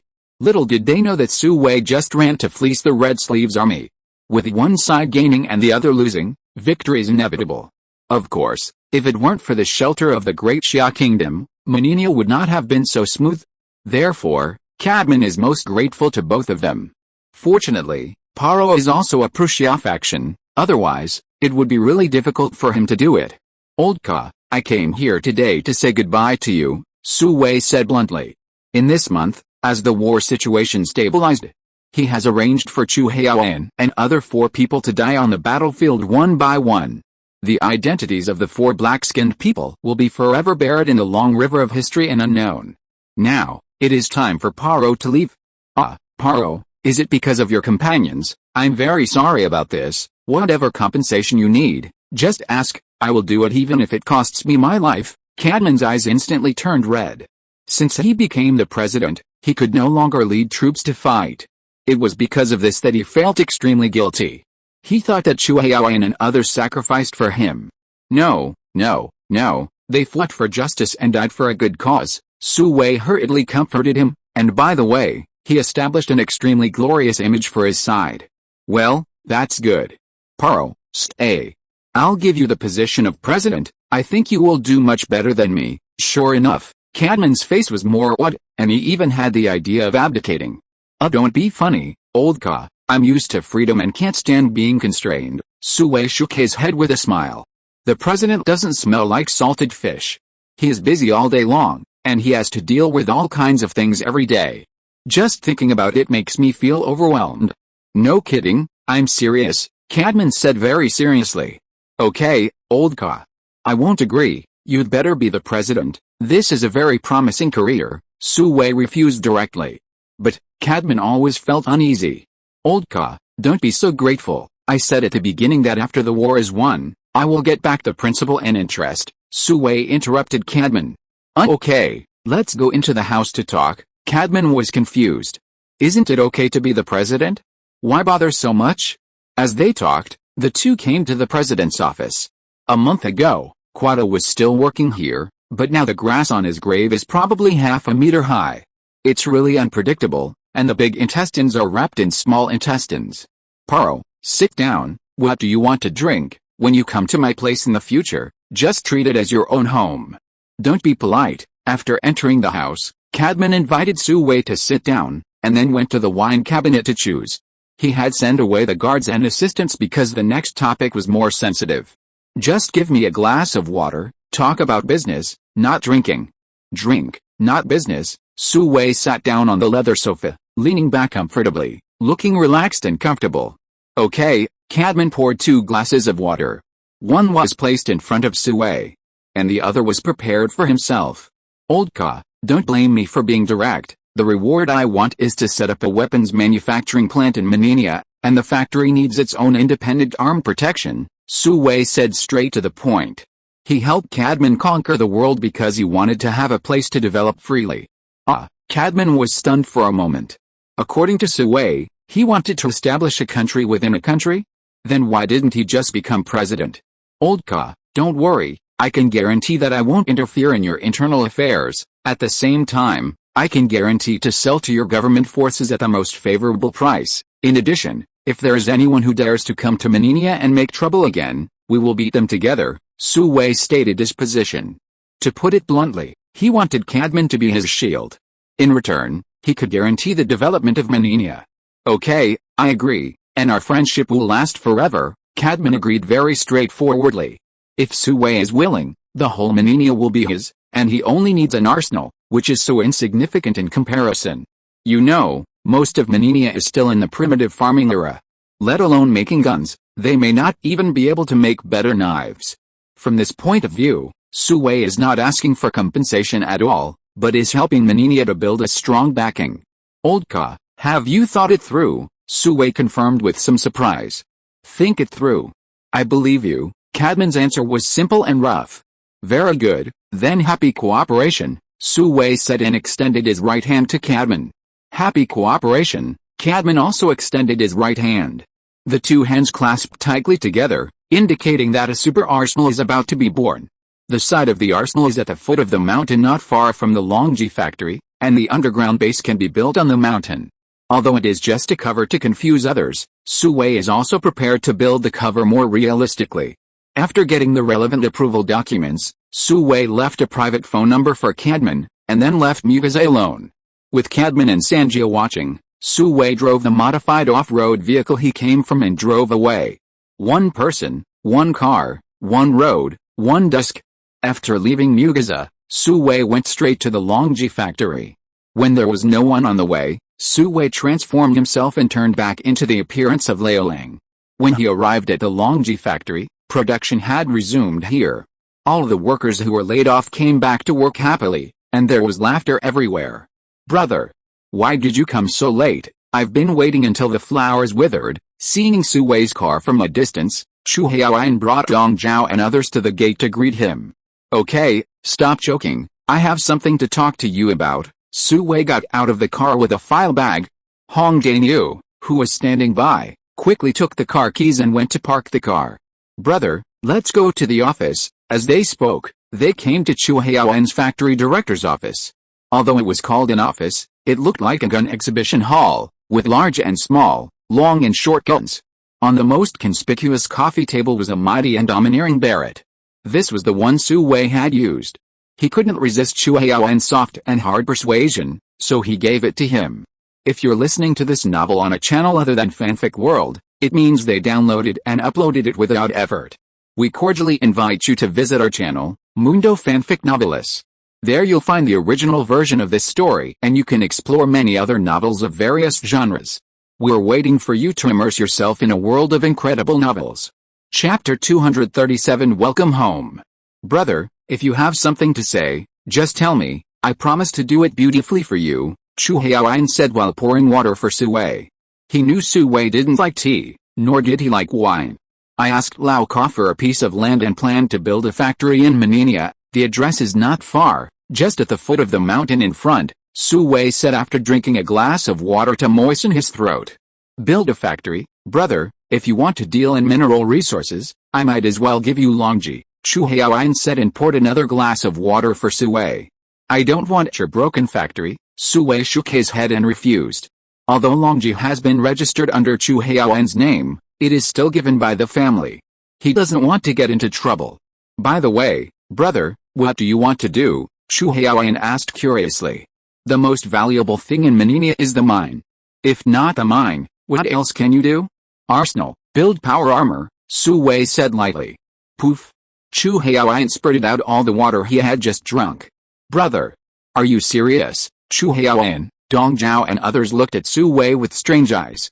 Building power armor in Menenia is equivalent to producing computers in a primitive tribe, isn't it? This is epic making, but it's too big. Of course, the approval documents are ready, just waiting to be built, Sue said as he threw the document bag to Chu Haoyan. Chu Haoyan took it in his hand, opened it and saw that it was true. Cadman directly allocated a large piece of land nearby, including the mountain, to Sue. What's more outrageous is that the new government army of Menenia has placed the first batch of orders before the factory has even been built. What kind of magical operation is this? Brother, I only admire you, tell me, how do you do it? Although Chu Haoyan was surprised, he didn't ask much. Anyway, just follow Sue and do it. Moreover, Sue said that he wanted to manufacture power armor here, so how long will it take for him to drive it himself? Even if it is just for his own addiction, he has to work hard. You are familiar with this place. The initial infrastructure construction is left to you. Money is not a problem, the key is to be fast, Su Wei said while drinking water. He didn't have time to stay here, so Chu Haoan was naturally the best candidate. They had carried guns together and fought together. This is a solid friendship. No problem, Chu Haoan patted his chest and promised. The war was over, and he was idle anyway, so it was a good time to do something big and make Lao Lang look at him differently. By the way, plan an airport outside the factory. It must be able to meet the standards for large transport aircraft to take off and land, Su Wei continued. He was already preparing to buy a private plane so that it would be convenient to travel. In addition, after the arsenal was built, the weapons produced would not only be sold to the Maninian government, but also planned to be sold all over the world, so transport aircraft would naturally be indispensable. Okay, brother, Chu Haoan wrote them down one by one. Although he was smiling on weekdays, he still looked quite capable when he really got things done. After talking about the arsenal, they continued to talk about the security issues of the arsenal. Cademan directly approved a quota of 1,000 armed personnel for Su Wei. And the number of ordinary security personnel was unlimited. In fact, it was also a disguised way of not making restrictions. Su Wei ran an arsenal. As long as there was daily training, he could immediately arm himself when he needed, and he could instantly form 1 or 2 regiments for you. However, Su Wei did not plan to recruit so many people, and was still prepared to go the elite route.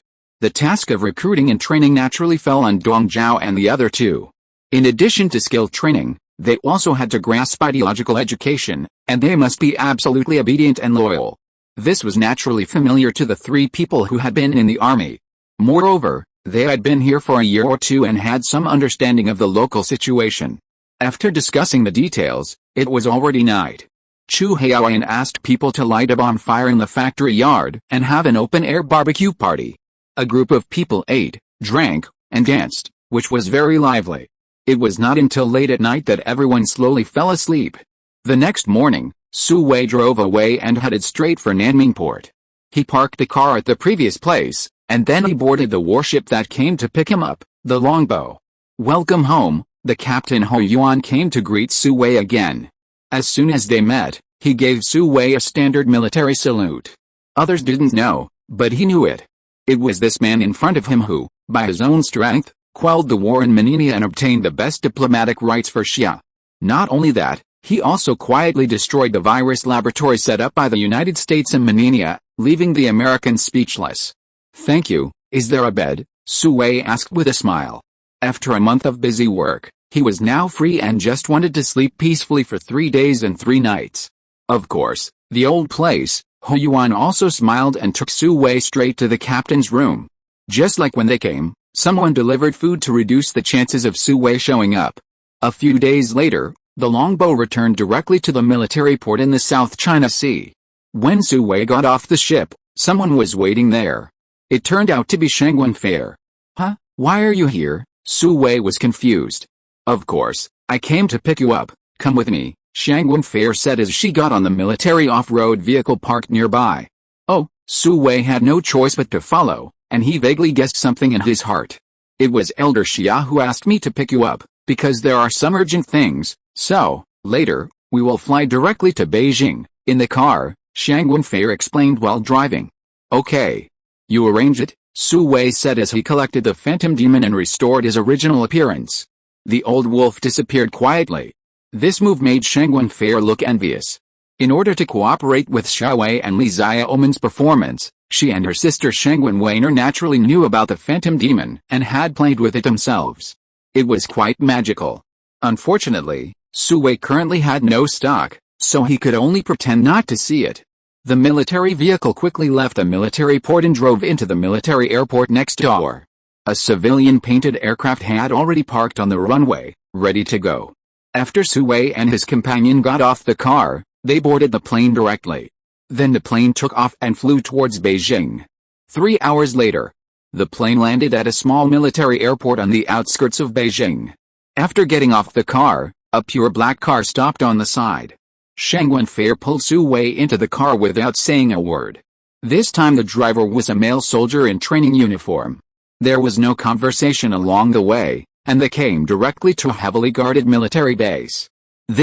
Looking out the window, Su Wei was a little surprised to see soldiers in training passing by.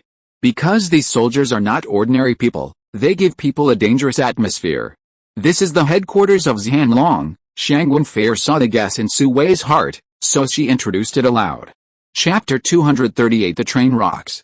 Haha, Brother Su Wei. The car stopped in front of a building, and Shang Wenli, who was standing downstairs, came up and helped Su Wei open the car door affectionately. Brother, thank you for waiting here, Su Wei greeted him hurriedly after getting off the car.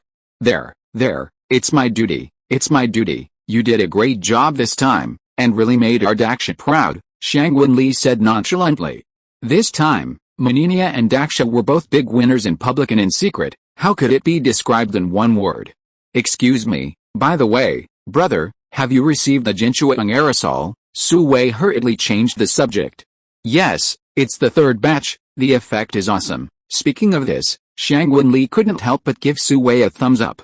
Just because of this, he was even rewarded. Uncle Li, let's go, the minister and the others are still waiting. Seeing that the two were chatting enthusiastically, Shang Wenfei hurriedly urged them. Oh, right, brother, business is more important, let's talk later. Shang Wenli finally came to his senses and hurriedly pulled Su Wei inside. Okay, brother, Su Wei replied with a smile. But Shang Wenfei rolled his eyes. Humph. Are you taking advantage of me? She called Shang Wenli uncle, but Su Wei called Shang Wenli a brother. Isn't this bullying her? Su Wei, who didn't know the truth, said he was innocent. Led by Shang Wenli, the three came to a medium-sized conference room. After knocking on the door, they pushed it open and entered. There were already several people sitting inside. Mr. Lei, Mr. Xia, Long Zhenyu and Secretary Liu. In addition to this, there was also a 60-year-old man who was over 50 years old. With gray hair and an old face, he had a pair of shrewd and bright eyes.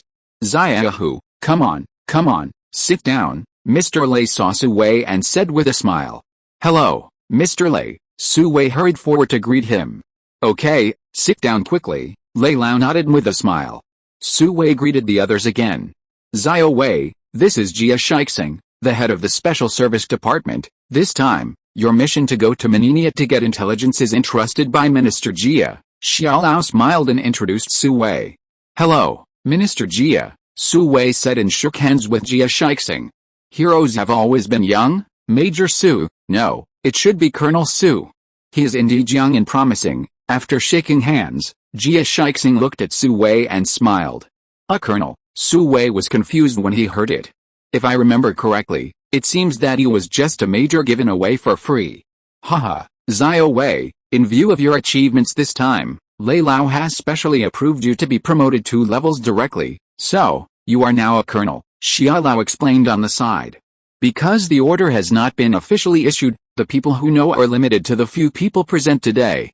Thank you, Lei Lao. Su Wei accepted it very straightforwardly. It was just an empty title. Don't thank me, you deserve it. In Daksha, people will never forget those who have made contributions. Lei Lao shook his head and said. This is a principle and an attitude. Xiaohu, I came here today to discuss important things with you. After the greetings, Xiao Lao said. Xiao Lao, you say? Su Wei nodded after hearing this. Xiaohu, I heard that you want to build an arsenal in Maninia, Xiao Lao asked with some difficulty. After all, it sounds like monitoring people. Yes. But, to be precise, it should be that the team wants to set up a point in Maninia. It's convenient for some research. Su Wei began to talk nonsense.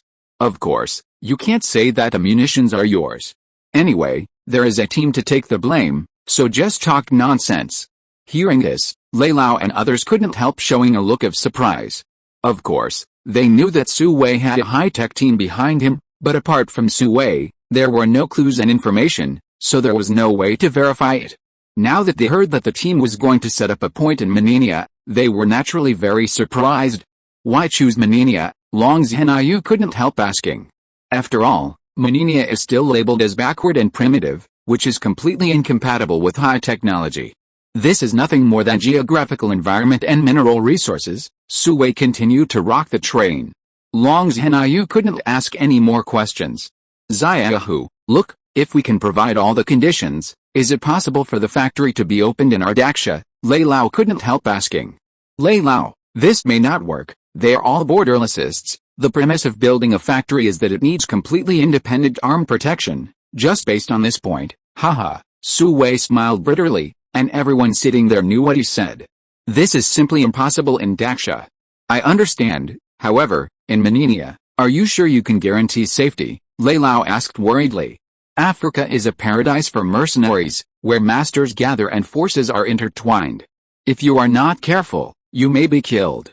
Don't worry about that. The new government army of Menenia is a line of defense, and the factory has 2 and 3 lines of defense. It doesn't matter even if it is broken, all core technologies will not be left in the factory. No one can take anything from there without her consent, Su Wei said with great confidence. In fact, he planned to put the core manufacturing in the wasteland world, and the factory in Menenia was just for assembly and storage. Moreover, each power armor has a built-in secret key, and no one can open it without Su Wei's authorization. That's good, Lei Lao nodded a little depressed. Others also had some unbelief on their faces. After all, it is not difficult for the United States and other transcendent existences to destroy a medium-sized country, let alone Menenia, a small country that has just recovered. In fact, my trip to Menenia this time, in addition to saving people, there is also an additional test of individual weapons. The test results are very successful. Su Wei is ready to reveal his trump card. Are you talking about this? Jia Xing quickly called up a blurry satellite photo from the tablet. The photo showed a humanoid armored body in black, standing in front of a collapsed building under a dark night sky. Although it was a little blurry, the scratches, bullet marks, and burn marks on the armor were all vivid, and people could feel the breath of killing even through the screen. In fact, he came here today for this reason. When the others saw the photo, their faces changed slightly, as if they had thought of something. Not bad, this is the team's latest achievement, the HX-1 power armor, Su Wei said bluntly. Hiss. Hearing this, everyone present couldn't help but gasp. Chapter 239. Thank you for your patronage. HX-1 power armor. As soon as the name came out, everyone present was extremely shocked. No one expected that the team behind Su Wei had such a strong technological force. It will be the main product of the arsenal. If you need it, you can contact me. All 20% off. Su Wei also advertised for free. Hiss. Hearing this, everyone couldn't help but take a breath. Here, let me introduce this HX-1 power armor. Please look carefully. These are all tested in actual combat. Su Wei was a little deep into the play at this moment. As he said, Su Wei connected his mobile phone to the big screen in the conference room, and then played the video of himself killing people in the Doomsday base. Of course, these were all edited and were originally used as technical references in the future. I didn't expect it to be put to great use today. The perspective of the video comes from the monitoring system of the Doomsday base. At the beginning of the feature film, there is a picture of explosion. Su Wei, wearing a power armor, was seen as if he was in an empty space in the hail of bullets. Conventional weapons, hitting it, is almost like tickling. Basically, I didn't see any hot weapons used by the power armor. A high-frequency electric shotgun and an alloy sword beat hundreds of fully armed guards to pulp. This one-sided massacre gave people a great visual impact. If Su Wei hadn't said it himself, everyone would have thought it was a CG animation of a game. Even Su Wei himself was a little surprised. The senses of the first-person perspective and the third-person perspective are indeed different. Looking back now, it seems more shocking. The edited video is not long, only more than 5 minutes. But it shows most of the functions of the power armor, allowing people to intuitively see the strength of the HX-1 power armor. Especially the last scene. The decisive battle between Su Wei and the tyrant, the head-on collision of power and power, and the scene of the alloy sword cutting off the tyrant's head are all eye-catching. The screen has been black for a long time, but everyone is deeply in shock and can't extricate themselves. Experts see the doorway. Everyone present is a military man, and their understanding of weapons is naturally thorough. It is hard to imagine how terrifying it would be if such armor appeared on the battlefield. If we can take it for ourselves, then dominating the world is not a dream. But as soon as this thought appeared, Lei Lao threw it out of his mind. Because there is still a sharp sword hanging over all of this. That is Su Wei who brought them. If he is not absolutely sure, he and his team will definitely not present such powerful weapons to the world. So, it is clear at a glance which is more important. Su Wei's friendship is definitely more precious than these terrifying weapons. Thinking of this, Lei Lao made a decision in his heart. Xiao Wei, what is the price of this armor? Everyone was still silent, and Lei Lao suddenly asked. About 10 million, Su Wei gave a random price. Anyway, the cost of the wasteland world is only a few tons of rice. It's a good profit. Yuan, Lei Lao couldn't help frowning. This is comparable to the price of a fighter jet. No, it's Xia currency. Su Wei shook his head and didn't sell it for Yuan. Even Lei Lao couldn't help but be surprised 10 million Xia coins is less than the price of a main battle tank. But the comprehensive ability of this power armor is obviously much better than that of a main battle tank. At least, in terms of mobility and speed, the main battle tank cannot compare with it. If the two meet, the main battle tank will definitely be completely defeated. This is the advantage of the new weapon. Okay, Xiaohu, how many do you produce? We want them all. Lei Lao made the decision directly. This kind of power armor is definitely the enemy's nightmare on the battlefield. Lei Lao, the production will definitely be insufficient in the early stage. Besides, we have to keep some for factory security, so the quantity will not be too large. Su Wei was shocked. This old man Lei was going to eat alone. How many can there be? Lei Lao asked. How can ordinary people wear something that can fight against practitioners? How can they miss it? Except for personal use, it will be about 100 sets, Su Wei calculated. Although there are thousands of power armors found in the Phoenix Nest base, Su Wei does not plan to take them out at once. Scarcity makes things valuable. This is too little. Lei Lao and others couldn't help but look disappointed. What are 100 sets enough for? A military parade requires hundreds of people for each square formation. Lei Lao, don't be disappointed, HX1 is just the first generation model. In the future, there will be more advanced models such as HX2, HX3, etc. When the time comes, you still have to change the equipment, Su Wei comforted him. His plan is to remove modules such as the laser launcher, chainsaw sword, intelligence system, and flight components, and only retain the armor and power system. The weapons will only retain high-frequency electric shock guns and alloy swords. In addition, a small machine gun that can be carried will be designed. This is the HX1 model, which is almost a blank low-end. However, this is still very powerful in modern times. Okay, that's it. When Lei Lao heard this, his heart suddenly became bright. Thank you for your patronage, Su Wei said with a smile. It immediately attracted a burst of cheerful laughter from everyone. Once the topic is opened, there is actually nothing embarrassing. After talking about Manania, Su Wei and Sheng Wenfei left the Zhanlong headquarters. Su Wei's reward will be awarded to him later. However, Su Wei's request is still not to make it public. Lei Lao and others naturally agreed. After Su Wei left, the people in the conference room still did not move. Xia Lao, your grandson-in-law is incredible. After a short silence, Lei Lao looked at Xia Yihu with envy. Haha, there. Xia Yihu's face suddenly showed a proud glow. Su Wei not only saved his life, but also was the love of his granddaughter. More importantly, Su Wei's contribution to the country is far beyond that of ordinary people. Xia Lao, it's just that your grandson-in-law is a little emotional. You have to let Xiaoyi keep a close eye on him. Jia Xing on the side couldn't help but joked. It's not that he monitors Su Wei, but all important people in Daxia will be under the eyes of the Special Service Department, which is both safe and a guarantee. Haha, we shouldn't get involved in young people's affairs, as long as you don't have bad intentions. Xia Yihu was very free and easy. Perhaps, people who have experienced their generation have become indifferent to many things, and the only hope is not to leave any regrets. Old Xia. You are saying that, I am going to use my ultimate move? Long Zhenai on the opposite side also interrupted and said unwillingly. What ultimate move? Not only Xia Yihu, but everyone else also looked at Long Zhenai with a confused look on their faces. A beauty trap, find a way to dig Su Wei's hand Long Zhenai said humorously. Ha ha ha, it immediately caused a burst of laughter from everyone. Chapter 240, Welcoming Party. I'm telling you, you're the chief of the Special Operations Department of Zhanlong, but you actually came up with such a bad trick. Aren't you afraid of being criticized? After hearing what Long Zhenai said, Guo Xing couldn't help but laugh and scold. What's the use of it?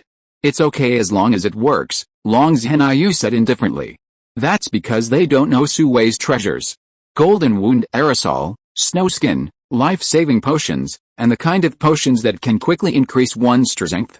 These were all told to him by Shangwen Li. And there are pictures and the truth.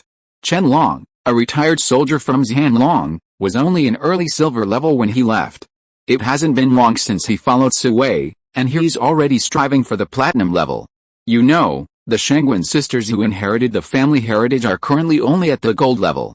And the Shangwen sisters also mentioned in their report that Su Wei's woman went from an ordinary person to a bronze level in just one night. These undoubtedly made Long Zhenai envious. I was wondering why you gave me two delicate girls when I asked you for guards, so that's what you were thinking. Old Xia pretended to be angry and questioned Long Zhenai. Long Zhenai was speechless. At that time, he didn't have such an idea. But now, the yellow mud fell into his crotch, and he would have to poop. Long Zhenai's depressed expression made others laugh again. Okay, the saint said that no one is perfect, and this is the real feeling, but we can't be careless, in case the enemy takes advantage of us. After laughing, Old Lei concluded. Several people nodded. Old Xia, to be honest, I really hope Su Wei can join Xianlong. After joking, Long Zhenai said to Xia Yihu with a serious face. I don't object to this, but I don't support it either. You can talk to Xiaohu yourself, it depends on his wishes, Xia Yihu stated his position. Okay, I will definitely visit in person. Long Zhenai nodded when he heard this. This way he felt more at ease, so as not to upset anyone. After Su Wei followed Shangwen Fair to leave the Xianlong headquarters, he returned to the airport where he came from, and took the same plane. However, this time the destination was the international airport in Huidu City. Fair, is this plane yours? Sitting in the restaurant, eating lunch prepared by the chef, and looking at the white clouds outside the window, Su Wei asked Shangwen Fair opposite. This plane not only has a restaurant, but also bedrooms, entertainment areas, bars and other facilities, allowing people to relax endlessly during long-distance flights. Originally, he wanted to ask when he came, but Shangwen Fair was busy making phone calls and sending emails at that time, so he didn't talk about it. Now it's just right to take advantage of Shangwen Fair sitting down to eat lunch, and ask. Well, this is my father's private plane. Shangwen Fair nodded and replied. Oh, it's so troublesome, I'm sorry, Su Wei said a little apologetically. It's okay, this plane is only used a few times a year, it's idle anyway, so I might as well borrow it. In the future, if you need it, just tell me directly, Shangwen Fair said generously. Su Wei is her nominal master. Although he has never formally taught her how to shoot, when they are free, they will discuss some related techniques, which has benefited her a lot. No. I was just about to ask how to buy this private plane. Su Wei waved his hand and said. You want to buy a private plane? Plane is simple, just find a manufacturing company to customize one, but it has to be included in aviation control, and these procedures are more troublesome. Or, I'll give you this plane directly, everything is ready, Shangwen Fair said while eating. It just so happens that she hasn't given the apprenticeship gift yet. No, I will fly abroad frequently in the future, so one plane may not be enough. Su Wei shook his head and refused. Oh, okay then, or you tell me your requirements and I'll help you get it. I guarantee you'll have a private jet in a month. Shangwen Fair patted her chest and promised. The Shangwen family is an old customer, so of course they can have some privileges. That's great, then just order 3 for me, 1 large, medium and small. Su Wei was immediately happy when he heard it. Isn't this like hitting the pillow when you are sleepy? He plans to give the small plane to Su's father and mother, so that it will be much more convenient for traveling. The medium-sized one will be allocated to Zui Group. As for the large plane, Su Wei plans to fly exclusively to Maninia. Okay, no problem, Shangwen Fair agreed immediately. Then the two discussed some details of customization, and basically the current one is good. It will be easier to handle with a sample, and many links can be saved. When the plane landed at Huidu Airport, the order had been confirmed and issued. The small and medium models will be delivered in a month, and the large model will be delivered in 2 months. With beautiful girls to chat with, time flies. Oh, the one who came to the airport to pick him up was Jin Xiaofeng. When the two met, they naturally exchanged pleasantries. After that, the car went directly back to courtyard number 1, Yunshujian. When they arrived home, it was already past 5 p.m. Everyone was there.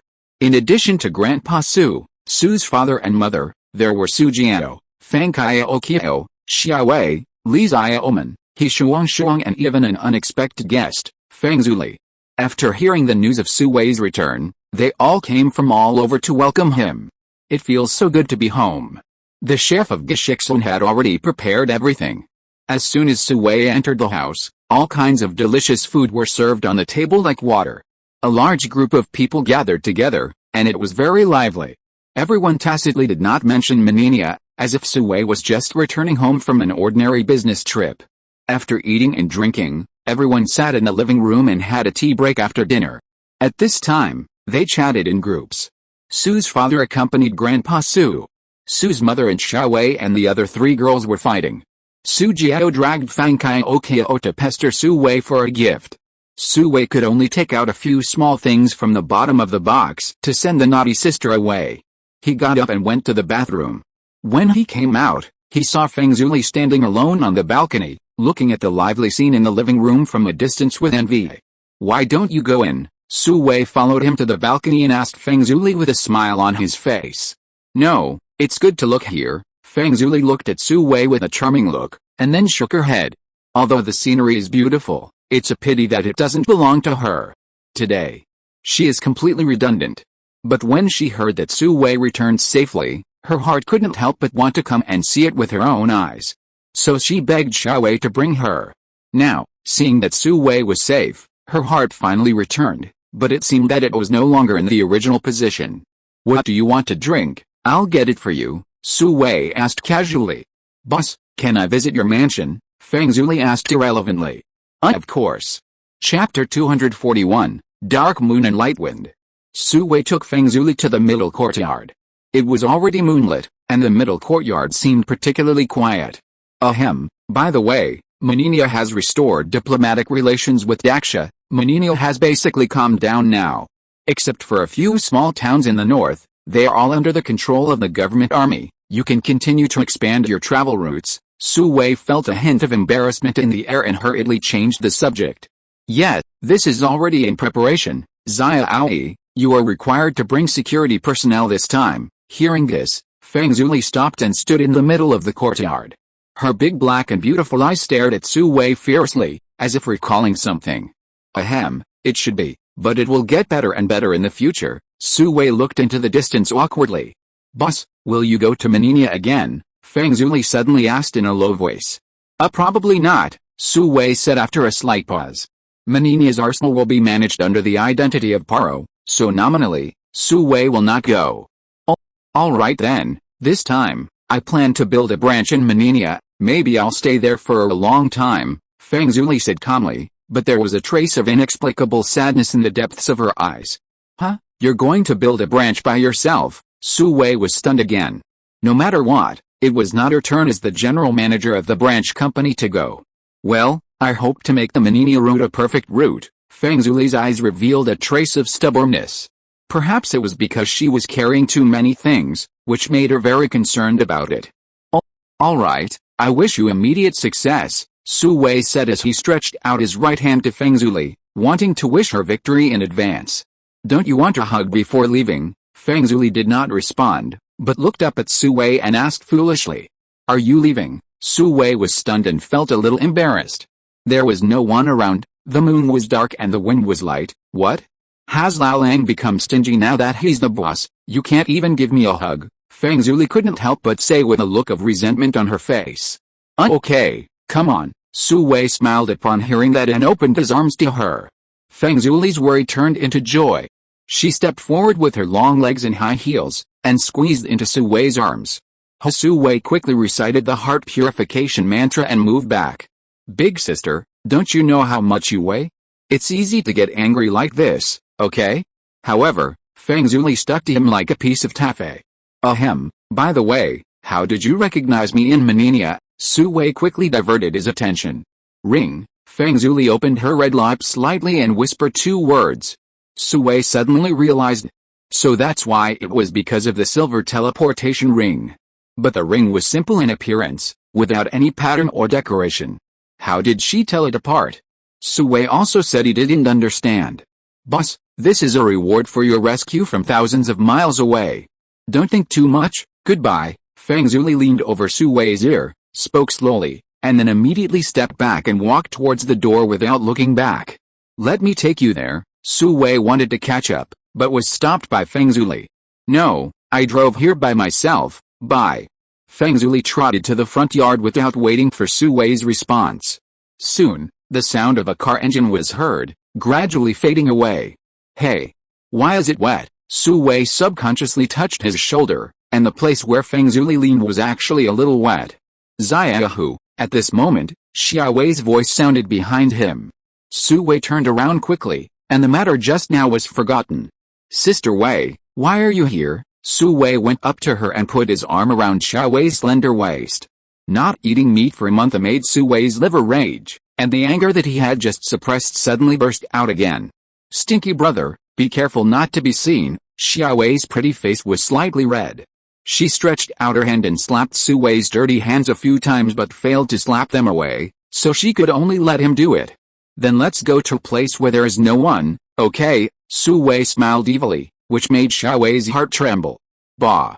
Stinky brother, stop playing. Where's Shirley?" Although Xia Wei was willing, she had something in her heart that she had to say. "Huh? She just left. What's the matter?" Su Wei was stunned by Xia Wei's question. "Oh. Why did you let her go?" Xia Wei immediately looked anxious. It's getting late. If she doesn't leave, will she stay overnight?" Su Wei asked with a guilty look on his face. "Did she tell you that she was going to Manania?" Xia Wei asked suspiciously. "She did." Su Wei was a little confused. "Then did you know that she was leaving tonight?" Xia Wei asked again. "Oh well, I don't know." Su Wei finally realized why Feng Zuli behaved so abnormally tonight. Then do you know why she went to Manania?" Xia Wei said helplessly. "Oh well, I don't know." Su Wei shook his head quickly. He must not know this. "Bah, stinky brother, you did it on purpose. When you rushed thousands of miles to save people, you were not so numb." Xia Wei couldn't help but roll her eyes at Su Wei. "Hey, I really don't know. Besides, when you rushed thousands of miles to save people, it was mainly because she was your best friend." Su Wei shook his head like a rattle. "It must be. Humph. Hypocritical. No, you must persuade Zuli to come back to me." Xia Wei couldn't help but stretched out her hand to pinch Su Wei's rib meat, but soon she stroked it with her hand with heartache. "Let Su Wei suffer and be happy. This is not good." "How can I persuade?" Su Wei looked at a face that didn't know whether to laugh or cry. "I don't care. You have to bring her back from Manania happily." Xia Wei pretended to be coquettish and said. Okay. The queen has ordered, I will do it." Su Wei quickly grabbed Xia Wei's little hand and kissed it, like a knight protecting a princess. "Anyway, we have to go to Manania. We'll talk about it later." "That's better." Xia Wei smiled happily, but one of her little hands fell into the clutches again and couldn't be pulled back. "Stinky brother, this is not my arrangement." Xia Wei leaned into Su Wei's arms and explained in her low voice. Feng Zuli's departure made her worry that Su Wei would misunderstand. "I know, I believe you." Su Wei kissed the woman's hair and said affectionately. "Thank you." Xia Wei looked up and looked into each other's eyes affectionately. In an instant, it seemed that there were only the two of them in the world. Under the moonlight, the two shadows slowly approached. "Brother!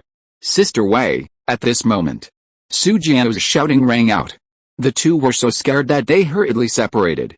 "Brother, Sister Wei, what are you doing here?" At this time, Su Jiao came in from the inner courtyard and looked at the two of them suspiciously. "Oh, what? Feng Zuli is leaving. We are seeing her off. Is there something you want to talk to us about?" Su Wei explained quickly. "Oh, Mom is looking for you." Su Jiao didn't think much about it and continued. "Okay, we'll go over there right away." Chapter 242 Self-Sufficiency. The next day, Su Wei woke up in his room. He was called back by his mother last night. It was nothing special, just eating the midnight snack she cooked herself. After that, everyone chatted for a long time and went to bed very late. The meat was about to come to his mouth, but he didn't get to eat it. Su Wei felt a little regretful. After getting up and taking a cold shower, he changed into a set of clean clothes and went downstairs quietly. The room was quiet. It was the weekend anyway, so let them have a good rest. But he couldn't be idle. He hadn't been to the wasteland world for a long time, and he had to go and see the situation today. He drove to the cottage in Jingxiu Garden and then teleported to the wasteland world. He drove a large transport truck to the Phaeton base.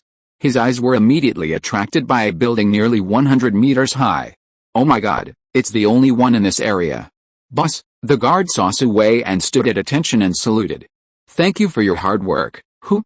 Drive the cart to the warehouse to unload the goods, and then fill up the hydrogen fuel. Su Wei jumped out of the car, threw the car keys to one of the guards, and walked towards the headquarters.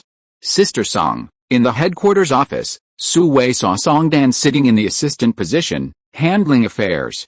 Boss, hearing the voice, Song Dan stood up with a look of surprise. Would you like a welcome hug? Su Wei smiled and opened his arms to her. Song Dan rushed over without hesitation. She hugged his waist tightly with both hands, put her ear to his chest, and listened quietly to his strong heartbeat. A feeling of happiness came over her. Did you miss me? Su Wei bit Song Dan's crystal clear earlobe and said. Yes. Song Dan blushed, but couldn't help nodding. It's been more than a month. This is the longest separation since they met. Not only the three women, but the people in the entire Phaeton base are looking forward to this legendary boss. Fortunately, today they finally saw the familiar big transport truck again, which meant that their boss was back. It was as if they had swallowed a pill to calm their nerves. They felt energetic to work and had an appetite for food. Where are Nana and Xiaoling? Su Wei asked softly.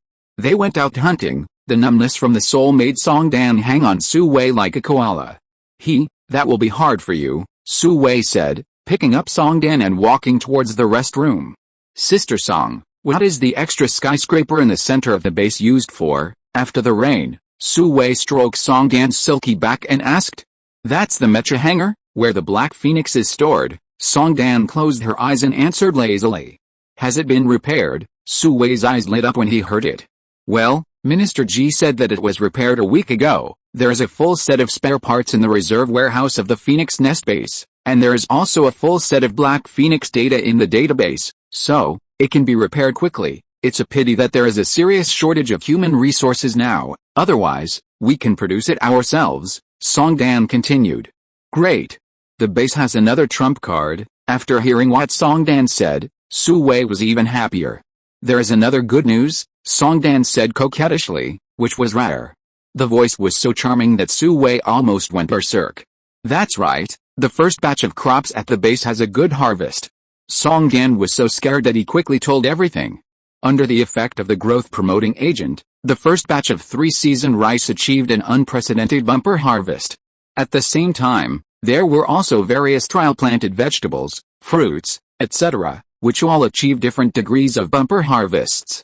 Moreover, the harvested grains and vegetables were strictly tested and fully met the requirements for human intake.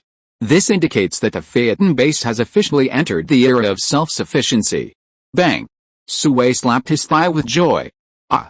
But Song Dan on the side jumped up. It was embarrassing at first glance. Damn, I took the wrong picture. But it feels pretty good. After comforting Song Dan, Su Wei ran straight to the mecha hangar. The building was nearly 100 meters high, and the sense of oppression became stronger as he approached. Outside the building, the special forces, 3 floors in sight and 3 floors outside, looked like they would never let a fly go. After all, mechas are much stronger than current energy weapons. After Su Wei passed the special forces checkpoint, he entered the building. Oh my god, more than half of the building is hollow, and the tall body of the Black Phoenix stands in it. There is a huge fixing frame on the back wall to prevent accidents. Wherever he looked, countless workers were busy, seemingly repairing the Black Phoenix. Boss, at this time, Ji Tongguang came after hearing the news, followed by a group of senior executives from the Ministry of Science and Technology, and weapons expert Fang Yunzi was also among them. Hello, everyone. Su Wei was in a good mood when he saw everyone, and he raised his hand to greet them. Boss, good, everyone answered in unison. Everyone, thank you for your hard work, Su Wei blurted out involuntarily, and even the emergency brakes behind him couldn't stop. Serving the base is not hard, everyone answered in unison again.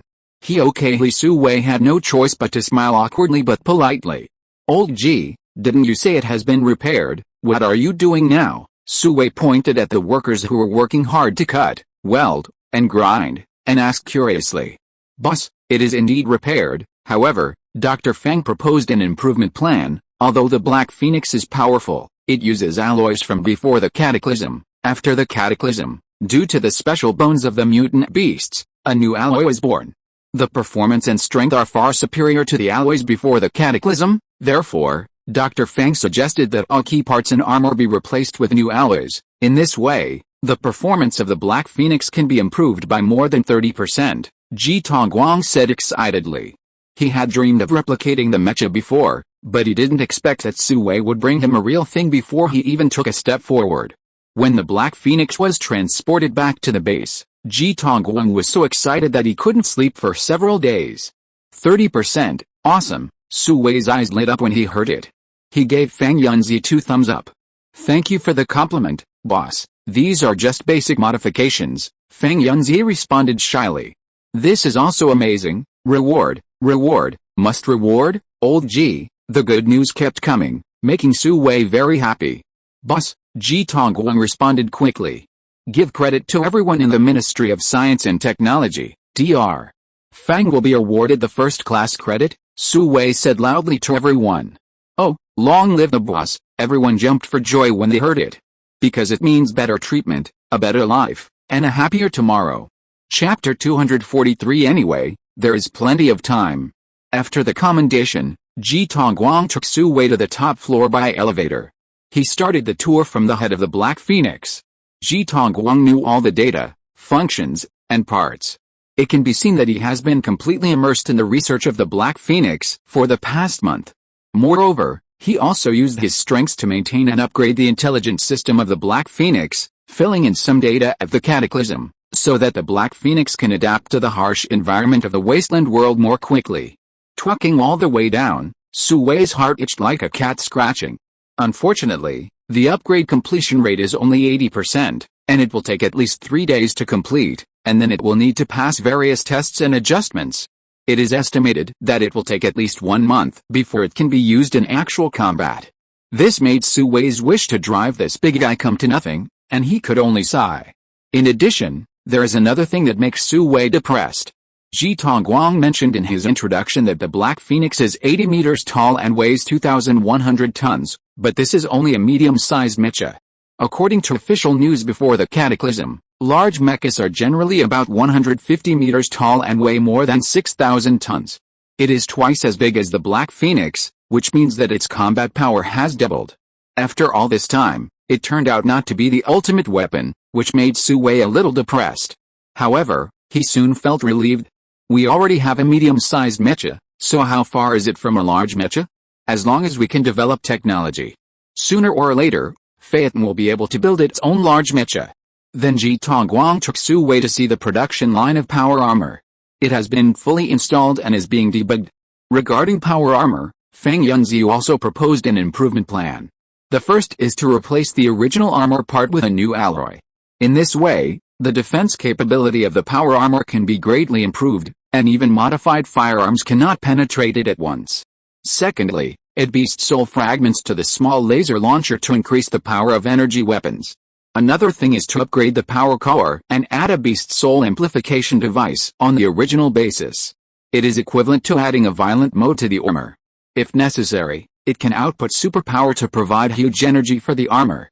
In this way, ordinary enhancers equipped with power armor are also enough to compete with primary evolvers. This is very good, making up for the shortcomings of Phaeton's lack of high-end combat power. Even if one can't do it, what about a group? High-end combat power requires talent and resource breakthroughs, both of which are indispensable. But for ordinary enhancers, as long as someone has potions, they will be lucky. These two things are exactly what the Phaeton base has in abundance. Power armor has thus branched out. Because Su Wei's factory in Manenia needs ordinary types, and the wasteland world needs modified types. In order to facilitate distinction, Su Wei named the ordinary type the HX series, and told Ji Tongguang the requirements of the HX1 type, first modifying 200 sets, he has urgent use. The modified type is named the HT series, and as long as the test passes, it can be mass-produced. After the visit, Su Wei asked Ji Tongguang to make a few more sets of phantoms, and by the way, there is also a portable voice changer. Then he went to the medical department. After encouraging the staff, Su Wei asked Qin Lao to configure several useful potions. For example, the black skin potion is very good. Finally, Su Wei went to Wu Ma to chat for a while. Learn about the spiritual construction of the base. Generally speaking, it is okay, but as the materials become richer, some of the bad qualities of human beings are reflected. This situation must be severely punished, and it must not be tolerated. Another problem is the problem of education. We cannot completely rely on the talents and elites before the disaster. Often these people have the worst survival ability, and very few can survive. Therefore, talents still need to be cultivated by themselves.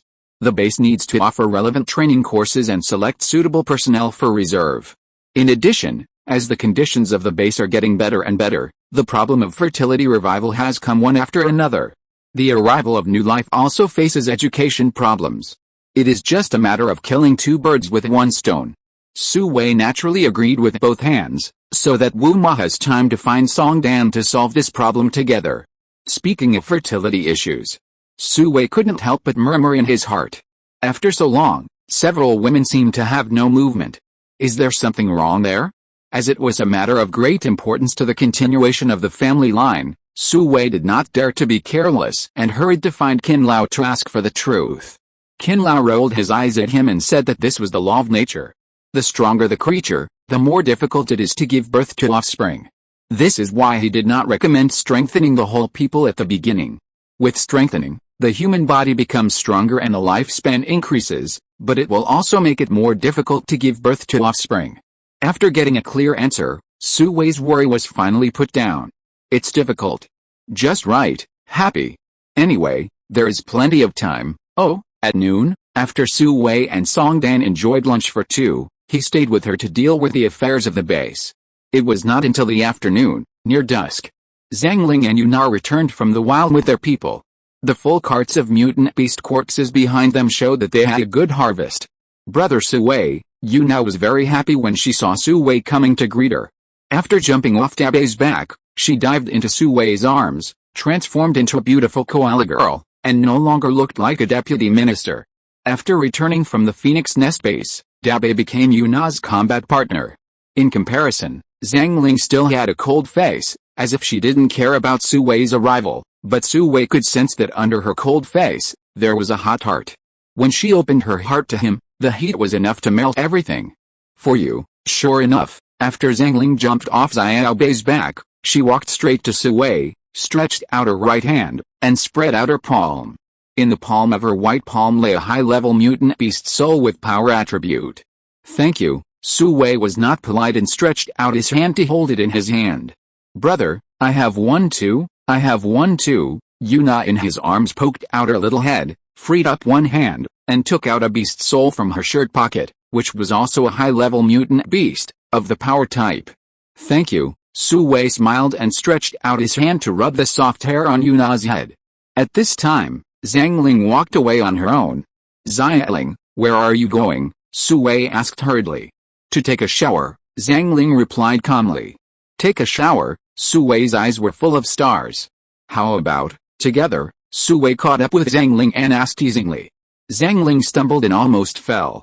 But she didn't say anything, just walked faster. Huh? Su Wei was immediately confused. What did this mean?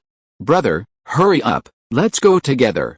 Together, Yuna, who was still hanging in his arms, turned over to Su Wei's back with a whoosh, punched his back with a pair of small fists, and encouraged excitedly. The two smiled in tacit understanding, and then accelerated to catch up. If you're listening to this novel on a channel other than Fanfic World, it means they downloaded and uploaded it without effort. We cordially invite you to visit our channel, Mundo Fanfic Novelis. There you'll find the original version of this story and you can explore many other novels of various genres. We're waiting for you to immerse yourself in a world of incredible novels. Chapter 244 What is Targeting? After settling down, Su Wei returned to his happy life of working from 9 to 5 every day. At 9 o'clock in the morning, he went to the wasteland world to punch in. Due to the bumper harvest of crops, the demand for daily necessities has been greatly reduced. As long as the supply of medicinal materials is guaranteed, it will be fine. Su Wei also has plenty of time to deal with more things. In his spare time, he can spend more time with Zhang Ling and others to enhance his relationship. At 5 p.m., Su Wei returned to the modern world and went home to accompany his family. Of course, except for the weekend, He will take 2 days out of the week to report to Zui Group to deal with the things that should be dealt with and do what should be done. Just when Su Wei turned over and basked in the sun, the Octagon building in the United States was covered with dark clouds. In a high-level conference room, the heads of the United States gathered together. President Kensden, Director of the Security Bureau John D. and his assistant, Secretary of Defense Ellison and his staff. There is also a beautiful blonde girl. She is the Chief Diplomat of the United States, Mir King. Ladies and gentlemen, can anyone tell me, why are there so many threats suddenly? President Kensden looked at some of the questions marked on the big screen and asked loudly. He had just taken office for a short time and encountered so many problems. Daksha has mastered the mysterious hydrogen metal and realized its military use. Huayao has perfectly overtaken, leading the innovation of the chip market and shaking the dominant position of the communications technology sector. Krittenberg Biotechnology was wiped out and there was no survivor at the scene. Menenia lost the battle and suffered heavy losses. What's even more outrageous is that there is also a weapon suspected to be a power armor appeared on the battlefield. The war movie turned into a science fiction blockbuster in seconds. If the people present were not all bigwigs from all parties, Kensden would have slapped him in the face. Mr. President, according to the summary of information from all parties, we have locked our target on 3 people. At this time, John D. of the Security Bureau had to speak up. As he spoke, he stood up, walked to the screen, raised his hand and wrote on it, saying, hydrogen metal first appeared in the Zui Electronics factory in Huadu City, Xia Country. Zui Group originally belonged to the Xia family, a veteran of Xia Country, but it was acquired by a man named Su Wei not long before hydrogen metal appeared. In the subsequent investigation, it was found that this Su Wei had an inexplicable relationship with the Xia family. Now it can be confirmed that he is the key figure in hydrogen metal and hydrogen-based chips, John said, calling up Su Wei's photos and information, and connecting the related events with red lines. President Kensden and others were immediately attracted to the attention. However, there was very little information about Su Wei, only a few sentences. If they hadn't heard what John said in person, they would definitely not believe that such an ordinary person would be related to these major events. Regarding the situation in the Menenian War, the military has given several reports of mysterious thefts from the Red Sleeves Army's arsenal. Then, we discovered that a brand new arms dealer appeared in Mananania, Paro. According to official records of Mananania, he was an unemployed vagrant in the impoverished western part of Mananania. With the outbreak of the war, he disappeared, but he suddenly appeared in Cadman's camp and provided him with a large amount of arms. Although there is no evidence, we believe that the arms stolen from the Red Sleeves Army should have been obtained by this guy. As for what method was used, it is currently impossible to verify. John continued his analysis and called up Paro's photos and information. Just like Su Wei, 2 words, ordinary. 4 words, extremely ordinary. President Kensden and others were obviously disappointed. That's it? It's the same as not checking. There is also the latest intelligence. The new president of Menenian, Cadman, has allocated a large piece of land to this Paro. It is said that he is going to build an arsenal. John slowly threw out an explosive news. What the hell? With Menenia's industrial base, they want to make their own weapons. Is this an international joke? Who knows? When this news came out, other people were even more disdainful. If weapons were so easy to make, the Red Sleeves Army would not have appeared. Even if Menenia could make weapons, they would be no different from homemade guns and cannons in their eyes. Okay, let's not discuss this kind of intelligence that has no practical value here. John, please continue your analysis. Who is the other person? President Kensden interrupted everyone's discussion and gestured to John. John didn't say anything more after hearing this. As the president said, there is no point in discussing it before there is evidence to prove its actual value. When our people were chasing Xia Country agent Yudi, they witnessed her and a strange Xia Country man appearing in the town of Caston. They also killed the senior biochemical soldier Demon Hound. After investigation, we only got a code name for the other party, called Lao Lang. The key point is that Yudi was alone when she evacuated Menenia. After that, the Klittenberg Biological Company was attacked by unknown forces. We suspect that the sudden appearance of power armor may be related to this person. John called up the photo and information of Lao Lang, and this information is even simpler, with only 4 words, code name Lao Lang. President Kensden's face darkened instantly. John, do you mean that the power armor is a product of Xia Country? Defense Minister Ellison couldn't sit still. This possibility cannot be ruled out. John answered ambiguously. I agree with Director John. From recent diplomatic exchanges, we can clearly feel that Xia country's attitude is gradually becoming tougher. It cannot be ruled out that they already have more advanced weapons advantages, diplomat Mirjin spoke.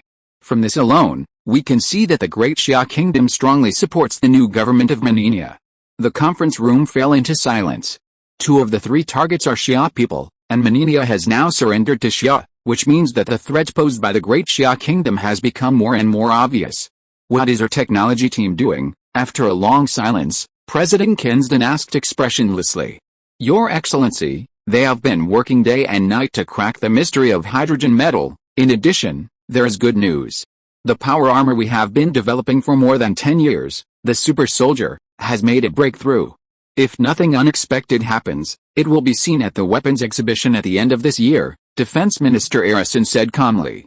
Finally, there is good news. Let them prepare the super soldier power armor well and give the world a loud warning by the end of the year. President Kensden's expression finally eased a little. At least, the United States has not lost in power armor. Okay, Your Excellency, Defense Minister Arison nodded happily. Chapter 245 Integration. Clap, clap, clap. President Kensden suddenly clapped his hands, attracting everyone's attention. Okay, gentlemen and ladies, since we can't count on those scientists for the time being, we have to do something to stop the action's progress. The advantages of hydrogen-based chips have gradually emerged. In order to maintain our market dominance, the Parliament has passed a resolution to lift the technical blockade of silicon-based chips and significantly reduce prices. This is to counter the impact of hydrogen-based chips. However, this is not a long-term solution, so, John, you have to take action, whether it's stealing or robbing. We must get the hydrogen metal technology as soon as possible. President Kensden gave the order directly. Yes, Mr. President, John nodded when he heard it, but he couldn't help but groan in his heart. Ziwei Electronics was tightly protected by Daxia, and Su Wei himself was a master, and the last plan ended in failure.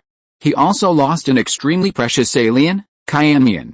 Ellison, the Parliament requires more support for the Red Sleeves army, and we must drive a nail into Manania. Even if we can't take the whole of Manania, we must grab half of it and divide it into different territories, Kensden said to the Minister of Defense again. Yes, Mr. President. Upon hearing this, Ellison sat up straight and accepted the order with pleasure. War means wealth to the United States. Anyway, it's not on their own territory, so they can fight however they want. Mirjin, make an appointment with King Naru for me. Finally, Kensden said to the diplomat. Understood, Mr. President. Just when the United States was preparing to target, Su Wei was enjoying the blessing of having many people in the wasteland world. He didn't have to shuffle supplies back and forth, and his life was very comfortable. Occasionally, he could accompany Zhangling and Yunna to hunt some mutant beasts and zombies.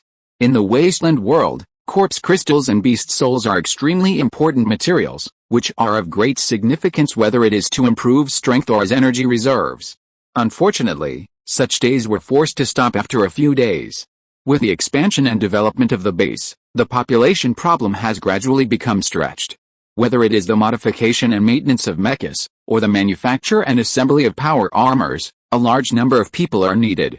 Not to mention the Ministry of Agriculture, which is like a bottomless pit. Faced with such a problem, Su Wei proposed the first measure. That is, in addition to the Iron Forge of the Sandsdog Gang, the 3 sub-bases of Rolling Stone, Scorpion and Yellow Rat will be integrated, and all thousands of personnel will be moved to the Phaeton base. This is not only convenient for management, but also conducive to the development of Phaeton. However, in this way, the Phaeton base has to expand outward again. So Su Wei drew a circle with a diameter of several kilometers on the map, directly expanding the Phaeton base by more than 10 times. In the conference room of the headquarters building of the Phaeton base, Zhang Ling, Yunna, Songdan, Wang Boeng, Ji Tongguang, Wu Ma and other backbones were present. They stared at the map together. The boss played a big game this time. The territory has expanded more than 10 times, enough to accommodate tens of thousands of people, but now the total population of Phaeton has just reached 5,000. Would it be a bit too wasteful to do this? Boss, this will make the gap even bigger. Songdan looked at the circle drawn by Su Wei on the map and said with a worried look on his face. The base is already short of manpower. If this continues, wouldn't it be worse? Others also looked at Su Wei to see how he would solve it. This is easy, aren't there more than a dozen settlements nearby? Expropriate them all. If it's not enough, run further away, Su Wei said with a relaxed look. As soon as these words came out, everyone present couldn't help but feel a chill on their backs. When the word expropriate is used, it is not a negotiation. Come, and don't come. Up to now, those who come voluntarily are basically in the base. The rest naturally want to be local emperors, so war is inevitable. Once a war breaks out, bloodshed and sacrifice are inevitable. The few remaining humans have to kill each other, which is a great sorrow for the wasteland world. Everyone, it's better to suffer a short pain than a long one. In order to build a paradise on the wasteland, necessary sacrifices are inevitable. Besides, if you want to build a paradise, you have to keep the power firmly in your own hands. It's only a matter of time before the scattered groups are integrated. Su Wei looked around at everyone and knew what they were thinking, so he tried to comfort them. Yes, boss, everyone answered in unison. They also knew that this was a matter of time, but when they really faced it, they felt a little emotional. Zhang Ling couldn't help but look at Su Wei with a strange look. This big boy has grown into decisive superior without knowing it. Very good, then assign the tasks below. Zhang Ling, you na, Instructor Wang. Su Wei stood up and looked extremely tall. Boss, Zhang Ling, Yuna and Wang Boing also stood up with a serious face. You are responsible for formulating and implementing the requisition plan to ensure that the population within 100 miles is gathered in Huden. Su Wei directly demarcated an area. If it is realized, the population of the base will be large, and breaking 10,000 is definitely a piece of cake. Yes, boss, the three immediately answered loudly. Sister Song, Aunt Wu, Su Wei continued to call the troops. Boss, the two women stood up immediately. You are responsible for the integration of the 3 sub-bases. Make sure to complete it as quickly as possible, Su Wei said. Yes, boss, Songdan and Aunt Wu also answered loudly. By the way, Sister Song, the construction of the base will be carried out step by step. First complete the construction of the city wall. For housing, the principle is to have enough to live in first. The extra vacant land will be converted into farmland and built when needed. Su Wei added one more point. Okay, boss, Songdan hurriedly wrote it down. Despite this, the amount of work is still daunting. We can only hope that Zhang Ling and the others can requisition more survivors as soon as possible. Old Ji, Su Wei looked at Ji Tongguang. Boss, Ji Tongguang stood up quickly. Pick out a small number of people from your department to develop engineering machinery and alleviate the human resources problem. Yes, boss, Ji Tongguang promised immediately. The meeting is over. The departments began to get busy. Su Wei followed Ji Tongguang to the Ministry of Science and Technology. In addition to the 200 sets of HX-1 power armor that he needed, the Ministry of Science and Technology has also produced nearly 1,000 sets of HT-1 power armor these days. The reason why it is so fast is that most of them are modified on the original basis, and 800 of them are modified from the ordinary type brought back from Fengchao. The actual production quantity is only more than 100 sets. Once these improved power armors are delivered to the armed forces, they will greatly enhance their combat capabilities and escort the requisition plan. Chapter 246, Infinite Heavenly Lord. After loading 200 sets of HX-1 power armor, Su Wei drove the big guy away from the Phaeton base and disappeared into the wilderness. Not long after, the Phaeton army also broke up into pieces, radiating out from the base. The originally clear sky suddenly had a wall of clouds floating in, blocking the sunlight and making the light hazy. Su Wei, who returned to the modern world, went straight to the Century building. He wanted to give the newly made phantom and voice changer to He Shuang. With a set of spy equipment, He Shuang no longer had to worry about being chased and blocked by fans and paparazzi. Unfortunately, things did not go as planned. When he came to the Angel Studio, Mei Hongfang told him that He Shuang had gone home overnight last night. I heard that there was something to deal with, but she didn't say the details. Su Wei called He Shuang at the moment, but no one answered for the time being. Su Wei didn't care, but he still had an extra thought and sent a message to Chen Long, asking him to confirm He Shuang's current situation. Then he drove away and went straight to the Ziwei Industrial Park. First, I went to Ziwei Pharmaceutical to replenish the warehouse with some extract of jade bone grass. Now not only is Hanlong ordered Jinshuang aerosol, but even the military sent an order. This was also an order from Sheng Wenli. Zhuyi Pharmaceutical had to work overtime after it went into production, but there was still some shortage of supply. As for Snowskin, with the endorsement of He Shuang, it became a hit and now has become the treasure of major beauty shops. There is a shortage of supply in the market. Li Xiaoman was so busy that she doubted her life. Su Wei found Li Xiaoman in the corridor outside the workshop and gave her a new purchase order for medicinal materials. If you can't handle it, just hire an assistant. Looking at Li Xiaoman's busy appearance, Su Wei couldn't help but feel distressed. It's okay, it's good to be busy, so that I don't miss you all the time, Li Xiaoman said and rolled her eyes at Su Wei, then lowered her head and continued to look at the purchase order to confirm whether the things on it could be bought. This sentence made Su Wei almost couldn't help but hug her in his arms. However, there were employees walking around, so he could only force himself to hold back.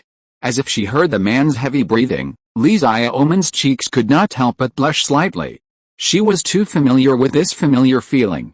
Okay, these herbs are fine, and they can be purchased as soon as possible. Okay, I'll let you know. Finally, Li Xiaoman spent more than 10 minutes reading a full page of herbs and requirements, and nodded. In order to be competent for this job, she made a lot of preparations. Just the names of the herbs took her a long time to memorize. Therefore, she was able to take control of Zhuyi Pharmaceutical so quickly. Okay, by the way, why are you, the general manager, running over to watch? Su Wei asked curiously. Hey, there's a batch of orders to be delivered to the military tonight, and this cannot be sloppy. I have to watch the last batch of products enter the warehouse before I can feel at ease. Li Xiaoman folded the list neatly and put it carefully into her pocket. Is the production gap big? Su Wei looked at the busy workers in the workshop through the observation window and asked. Now the staff work in 3 shifts. And the machines are running 24 hours a day. We can barely complete 80% of the orders. Li Xiaoman was excited, but also a little helpless. It is indeed a bit frustrating to have orders but not be able to make them. Fortunately, there are only 2 customers, Xianlong and the military, and they are both acquaintances, so the delivery time and quantity can be appropriately relaxed. Otherwise, Li Xiaoman would be really at a loss. Then expand production. Anyway, there are not enough Snowskin to sell, just do it together. Su Wei made the decision directly. Well, expansion is necessary, but how much should we expand at present? Li Xiaoman was just going to discuss this matter with Su Wei. Just expand 10 times, Su Wei said heroically. These 2 medicines are used in daily life, and his goal is to make them available to the people. Isn't this too fast? And if it is 10 times, the orders from Xianlong and the military will be completed soon. Can the remaining part be sold? Li Xiaoman said worriedly. Be more confident, remove the word ma. Su Wei smiled confidently and nodded. Okay, you are the boss, you have the final say, Li Xiaoman said with a flat mouth. Don't worry, the effects of these 2 medicines are obvious to all, and the price is not expensive. Good quality and low price will definitely sell well, Su Wei said, holding Li Xiaoman's hand and squeezing it.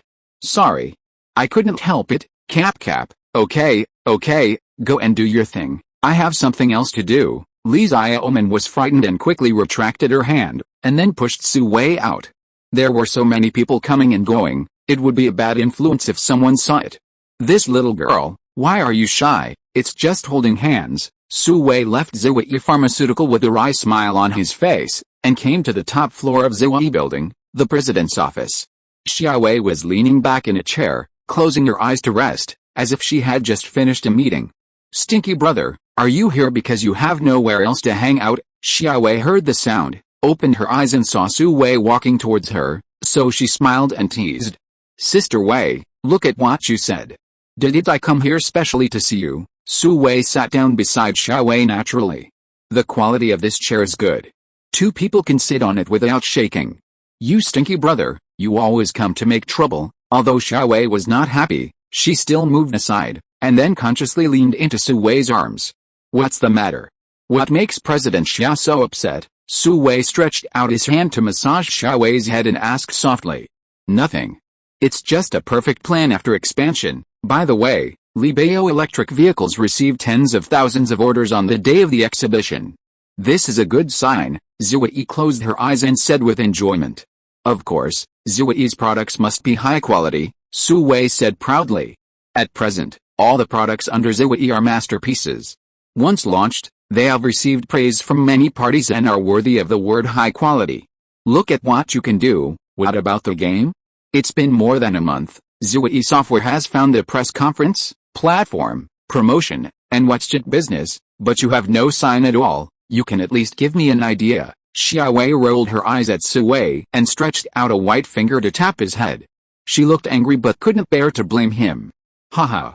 I counted with my fingers yesterday and it should be a disaster, so I came here today to help Mr. Xia solve his problems, Wulian Xianzhen, Sui said with a grin. Fortunately, Ji Tongguang's work has been completed, otherwise he would have been buried alive this time. Puchy, bah, you stinky brother. Xiaowei was immediately amused and laughed so coquettishly that Sui's eyes were hot. Chapter 247 Daxia Legend. Okay. Let's get down to business first. How's the game going? After playing around, Xiaowei quickly grabbed Sui's dirty hands. If she got entangled with them, she wouldn't be able to finish today's work. It's already done, Sui said with a relaxed look.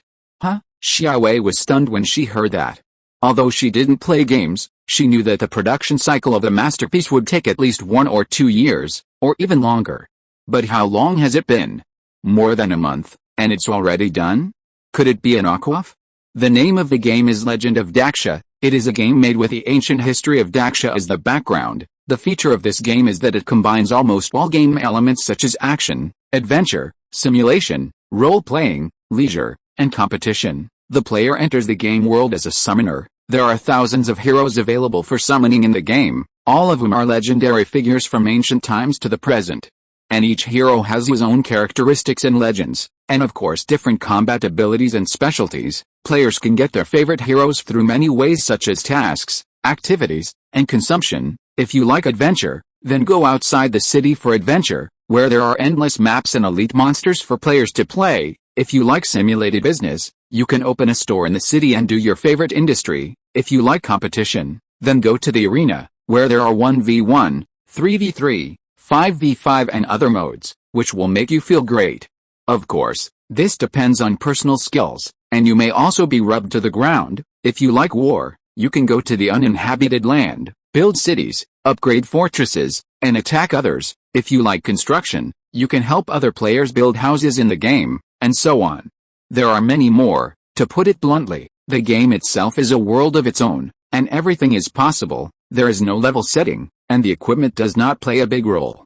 The costumes and skins are just for the sake of appearance and novelty. It tests the player's understanding and proficiency of the game, as well as the operating skills. It can be said that entering the Legend of Daxia is equivalent to traveling to another world. Sui talked about the content of the game.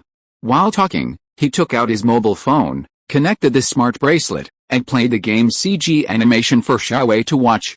The grand world view, beautiful scenery and cities, thousands of heroes, cool and beautiful costumes and props, a large number of highly intelligent NPCs, and epic legends and plots. It makes people yearn for it. What's more exaggerated is that this game also supports standalone mode. In other words, you can dominate the whole world by yourself. And you can merge into the server at any time. Of course, the original world will become a secondary world, and the server world will become the main world, allowing players to switch back and forth between the two and experience different experiences. You can even invite friends to visit, play, or build a dimensional world together. It took Sui more than an hour to give a general introduction to the game. It can be seen how grand this game is, but on the contrary, the game itself is not very big, and it can support both PC and mobile terminals. In other words, players can participate in the game anytime and anywhere. Because the latest programming language and method of the Wasteland world is used, the size of the game is greatly compressed, and the fluency is also improved. As for the compatibility issue, Sui has already considered it, and asked Ji Tongguang and others to make a universal compatible program to adapt to the computer servers of the modern world. Did you bring this game? Xiaowei's eyes were full of stars. Can you imagine it? You can also open an online store in the game. In other words, if you have a clothing store in reality, you can open it in the game world and realize real transactions. Games, life, entertainment, shopping are all right. Such a novel model, just thinking about it can't help but want to play. Of course, Sui said, taking out a USB flash drive from his pocket and putting it in Xiaowei's white palm. Okay, I'll go to Zui Software to hold a launch meeting. Do you want to come? Xiaowei stood up. The characteristics of the beautiful CEO were fully revealed. No, all the information is in there, just let them do it. Suwei shook his head and said. Anyway, the core code is in his hands, there's nothing to worry about. Well, I won't accompany you, stinky brother. Xiaowei smiled charmingly at Suwei and left the CEO's office. Zui Software's office is also located in Zui Building, which is very convenient. Huh? This salted fish also has boring times. After Xiaowei left, Suwei was ready to get up and go home. But at this moment, Suwei's mobile phone rang. He took it out and saw that it was Chen Long calling. Hello, Brother Long, is there any news? Suwei asked after answering the phone. Boss, something is a little strange. Chen Long's words immediately made Suwei frown. It turned out that after Suwei sent him a message in the morning, he immediately contacted Jihan, who is responsible for protecting He Shuang's safety. The answer he got was that He Shuang arrived at home last night, and he stayed in a nearby hotel, waiting for He Shuang's notification. So he didn't know the specific situation. At this point of view, there was nothing wrong. But until noon, He Shuang didn't send any messages, and he called several times, but no one answered. In the end, it was directly prompted to turn off the phone. At this time, Jihan realized that something was unusual, so he immediately contacted Chen Long. But after all, it was in He Shuang's own home, and Chen Long didn't know how to deal with it for a while, so he immediately called Suwei. Boss, what should we do now? Chen Long couldn't help asking. Notify Jihan to take people to keep an eye on Shuang's house, and once they find something unusual, they will rush in to rescue people. I will fly to the Magic City right now, Suwei said decisively. He would rather guess wrong, but he would never hold the glimmer of luck. Yes, boss, I'll arrange it right away, Chen Long replied immediately. After saying that, the two hung up the phone. Suwei then called Shangwen Fair. He wanted to borrow a plane and fly directly to the Magic City. If he booked a ticket now, he couldn't wait. When Shangwen Fair heard that Suwei wanted to borrow a plane, she didn't ask any more questions and told him to just go to the airport, where someone would be there to receive him. So Suwei didn't even have time to eat lunch and rushed to the airport without stopping. When he arrived at the airport lobby, a tall lady in a stewardess uniform came trotting towards him with long legs over 1 meter long. Excuse me, is this Suwei, Mr. Su? The stewardess came up and asked in a low voice. Yes, it's me, Suwei nodded. Hello, Mr. Su, please follow me. After that, the stewardess took Suwei through the VIP channel and boarded the plane directly. Chapter 248 Brothers in Who. More than 2 hours later, the plane landed at the Magic City Airport. Boss, Captain Jihan asked me to pick you up. My name is Zhang Liu, you can call me Xiao Liu. As soon as he walked out of the exit, a young man in black came up to him. Well, let's go, Suwei nodded and responded. Boss, please. Looking at Suwei, the man in black had a look of admiration. After that, he led Suwei to the parking lot. I don't know when the slogan Brothers in Who, level up has spread in the company. It's just because Chen Long, Wei Kaiying and the other 5, who were the first to follow Suwei, are now all platinum level. There are also many selected elites who are growing at a rapid speed. Therefore, the slogan Brothers in Who, level up has spread in the security company. Security company? Yes, with a continuous recruitment of security personnel, Suwei directly asked Chen Long to register a security company called Zui Guards, abbreviated as Zui. Zhang Liu is one of the employees, working under Jihan. Soon, Zhang Liu drove Suwei to a villa area in the lower reaches of the Pujiang River. This is one of the rich areas in Shanghai, and each villa is worth hundreds of millions. Boss. The control here is very strict, we can't enter. Seeing Suwei, Jihan said helplessly.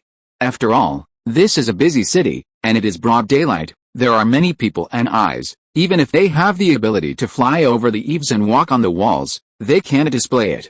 Suwei looked at the gate of the community after hearing this, and several uniformed security personnel stood at the gate. At this time, a car drove to the gate. Not only checked the license plate, but also performed facial recognition on the members. Seeing this, Suwei's eyes lit up. There is a system, so there is nothing to be afraid of. Immediately search the community property on the internet, enter their official website, and then let the artificial intelligence invade. soon found the system server of the community in front of him. Xiao Liu, let's go, drive in. Su Wei stretched out his hand and patted Zhang Liu in the driver's seat. Yes, boss. Although Zhang Liu was confused, he still drove towards the gate of the community according to Su Wei's instructions. The security guard at the gate saw a strange car approaching, and when he was about to ask, the access control system was turned on. Zhang Liu smiled at a few people, stepped on the accelerator, and drove away. Was that car just now owned by the owner of the community? At the gate, a security guard asked his companion beside him in confusion. It should be. Although I don't remember, the system can't be wrong. Maybe it's someone who doesn't come here often, the companion replied. There are many people who have bought and displayed these villas worth hundreds of millions. They don't understand the world of the rich. Oh, that's right, the security guard thought about it and felt relieved, and returned to his post to continue his duty. Zhang Liu came to the single-family villa numbered 16 under the guidance of Su Wei. However, the door here was locked, as if no one was at home. You stay here, I'll go down and take a look. After Su Wei finished speaking, he got out of the car and walked towards villa number 16. As he walked, he took out a magic from his pocket and put it on, and his face instantly changed into a strange man. The surrounding surveillance has lost its effect on him, but has become his eyes. And he can see more things through the magic. Villa number 16 also has its own internal security surveillance, but it is not difficult for Su Wei to find a tricky blind spot and enter the villa with actions that ordinary people cannot do.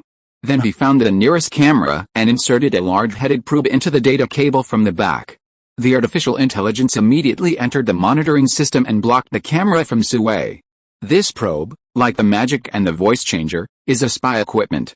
The tail of the probe is equipped with a miniature signal transmitter, allowing the artificial intelligence to connect in seconds. After the last trip to Kredenberg Biological Company, Su Wei was very concerned about spy equipment and asked Ji Tongguang to collect and make as many as possible. It's just that the conditions in the wasteland are limited now, and the size of the signal generator can only be as small as a broad bean, so the probe looks like a large thumbtack. However, this is enough. At this time, the picture on the magic has switched to the inside of the villa. Rooftop, corridor, living room, backyard, front yard. There is no one in the place that can be seen. As for the room, because there is no surveillance, it is not known whether there is anyone. After a brief thought, Su Wei climbed up the wall to the balcony of the middle bedroom on the second floor and looked inside through the transparent large French window. In the room, a middle-aged man was lying on the bed, as if he was asleep. However, there was an infusion tube inserted in the man's hand, and there was an electrocardiogram monitor on the bedside table next to him, with some numbers jumping on it. A blonde female nurse in a pink nurse's uniform stood by and recorded something. Yes, the man on the bed was He Shuang's father. He's honking. But now he looked very haggard and looked like he was about to die. Su Wei was shocked to see that he was fine when they met last time. How could he suddenly become so sick? He wanted to investigate, but after the nurse recorded the data, she sat aside and looked at her mobile phone, and did not seem to leave at all. In order to avoid alerting the enemy, Su Wei gave up the idea of sneaking in and crawled to other rooms. Finally, in a bedroom at the corner, Su Wei found He Shuang. After confirming that there was no one, Su Wei entered the room from the balcony. Shuang, Su Wei called out a few times, but got no response. He hurried forward. He Shuang was lying on the bed, covered with a quilt, but the clothes she was wearing were for going out, not home clothes. Shuang, Su Wei gently pushed He Shuang, but she still didn't respond. This shouldn't be the case. Her breathing and pulse were normal, so why couldn't she be woken up? Huh? Just as Su Wei was probing, He Shuang seemed to wake up from a dream and made a sound like a dream. Shuang, Su Wei was delighted and hurriedly whispered. You, He Shuang, who was in a daze, saw a strange face and was immediately frightened and couldn't help making a sound. Su Wei was quick to cover He Shuang's mouth and whispered in her ear, "Don't scream, it's me, Su Wei." He Shuang's struggle slowed down after hearing this familiar voice, but there was still a look of doubt in her eyes. Su Wei's mind moved, and the illusion on his face immediately retracted its disguise and returned to its original appearance. At this time, He Shuang was completely relieved, but just as he was about to speak, a sound of footsteps sounded outside the door. He Shuang's face changed color as if she thought of something, and she signaled Su Wei to hide quickly. But there was nowhere to hide at the moment. Seeing that it was too late, he Shuang gritted his teeth, uncovered the quilt, and signaled Su Wei to hide in. Su Wei was not big and immediately got under the quilt. When the quilt fell, his figure was perfectly hidden. At this time, the door was opened from the outside. Chapter 249 Hide and Seek. The person who opened the door was the nurse who was guarding He's Honking's room. At this moment, she looked around the room with a suspicious look on her face, but did not find anything unusual. He Shuang on the bed tried to calm her breathing and continued to pretend to sleep. The blonde nurse walked around the room and left. When the door was closed, He Shuang wanted to get up, but was stopped by Su Wei. The two of them still maintained an ambiguous posture. This made He Shuang feel ashamed. Just as she was about to speak, the door suddenly rang again, and the nurse came back. He Shuang was so scared that she held back her words. How did Su Wei know? Of course, he saw it from the illusion. The nurse was standing in the corridor at the door and did not leave. The nurse walked around the room again and left angrily. Listening to the footsteps gradually fading away, He Shuang did not dare to move this time. She didn't know if the nurse would come back. Su Wei did not move either, and lay comfortably. A few minutes passed, and the room was so quiet that He Shuang felt like she could hear her own heartbeat. Unable to hold back, she gently lifted a corner of the quilt. Su Wei was smiling at her, with an expression of enjoyment on his face. This almost embarrassed He Shuang to death. I didn't expect you to bully me too. Thinking back to what happened last night, He Shuang couldn't help but feel sad, with crystal tears rolling in her eyes. Shuang, what's wrong? Don't cry. This caught Su Wei off guard, and he quickly stood up to comfort him. Su Wei, I'm so scared. He Shuang could no longer suppress her inner sadness, and threw herself into Su Wei's arms and sobbed softly. Even though her body had been strengthened, she was still a little girl in her heart. It's okay, I'll take care of everything. Su Wei quickly patted He Shuang's pink back with his hand and whispered to comfort her. After a long time, He Shuang gradually calmed down. However, in order to avoid the nurse, the two still sat in the quilt and did not come out. Shuang, what's going on? Su Wei asked when he saw her calm down. He Shuang lost contact. He's Honking was seriously ill, and even Mr. He couldn't be contacted. All this happened too suddenly. Su Wei, save my father and my grandfather. He Shuang was immediately excited again after being reminded by Su Wei. Don't panic, tell me the whole story first. Su Wei hurriedly comforted him. In this situation where he had no clue, he didn't even know how to save him. Where to save him? At that moment, He Shuang told her about his experience last night. Last night, He Shuang practiced at the Angel Studio until late at night as usual before preparing to go home. But just as she was about to go out, she received a call from her stepmother Liu Yakin, saying that her father was sick and wanted her to go back to see him. Hearing about this, He Shuang immediately booked a ticket and flew to the Magic City. She arrived home in the second half of the night. But when she saw He's Honking's appearance, He Shuang was dumbfounded. Why did he suddenly become so ill? He looked haggard and unconscious, as if he had been ill for decades. She had spoken to her father on the phone a few days ago, and he was fine at that time. So He Shuang asked Liu Yakin what was going on. The other party hesitated and said that it was just like that suddenly. The conclusion given by the family doctor was that the disease was caused by depression. That is to say, He's Honking missed his ex-wife too much, which led to the outbreak of the disease. He Shuang couldn't help but be suspicious. It's not just 1 or 2 days of missing, and as time goes by, his father's condition has improved significantly. How could it be possible to become depressed? So He Shuang asked to send her father to the hospital for joint diagnosis and treatment by experts. But this request was strongly opposed by Liu Yakin. It was also said that the doctor said that He's Honking should not move at this moment, otherwise he would die directly. This made He Shuang even more confused, and she couldn't help but doubt Liu Yakin. He didn't even drink a sip of the water she brought, because she had never done such a thing for herself. And when he pretended to go to the bathroom, he was going to call Su Wei. However, she never expected that Liu Yakin would bring someone in. It was the nurse who was responsible for taking care of He's Honking. Seeing that He Shuang was about to make a phone call, Liu Yakin immediately realized that she had been exposed, and she also tore her face and ordered the nurse to catch He Shuang. This nurse was incredibly strong and extremely fast, and it was obvious that she was not an ordinary person. However, she underestimated He Shuang. After all, the power of a level 8 enhancer should not be underestimated. The hand that had originally grabbed He Shuang's arm was thrown away by her force, and she staggered and almost fell. He Shuang took the opportunity to rush out of the bathroom and immediately rushed towards the door. Puff. But at this moment, there was a slight sound, and He Shuang only felt a sharp pain in her thigh, and one leg became numb and weak, and soon lost consciousness and fell to the ground. Looking back, I found that the nurse was holding a special anesthetic gun in her hand, and a small syringe was stuck in one side of He Shuang's thigh. Feeling the anesthetic spreading upwards, He Shuang felt sad and couldn't help cursing at Liu Yakin. Facing He Shuang's loud accusations, Liu Yakin didn't feel ashamed at all, but retorted angrily. She said that all this was because of He Shuang's father, he's honking, and he was sorry for her. Now, she can't bear it anymore. She wants to take back everything that once belonged to her. Liu Yakin also told He Shuang directly that her father, he's honking, was not sick, but poisoned, a very strange poison that can kill people invisibly, but there is no way to verify it afterwards, making people feel like they died of organ failure. In addition, she also told He Shuang, Mr. He Donglei, now because of his son's affairs, has a cerebral hemorrhage and is in the hospital, leaving Donglei International in a situation of no leader. At this time, as long as He Shuang is controlled, and within 24 hours, if the board of directors of Donglei International does not receive her letter of objection, then Donglei International will start the emergency council and re-elect the chairman.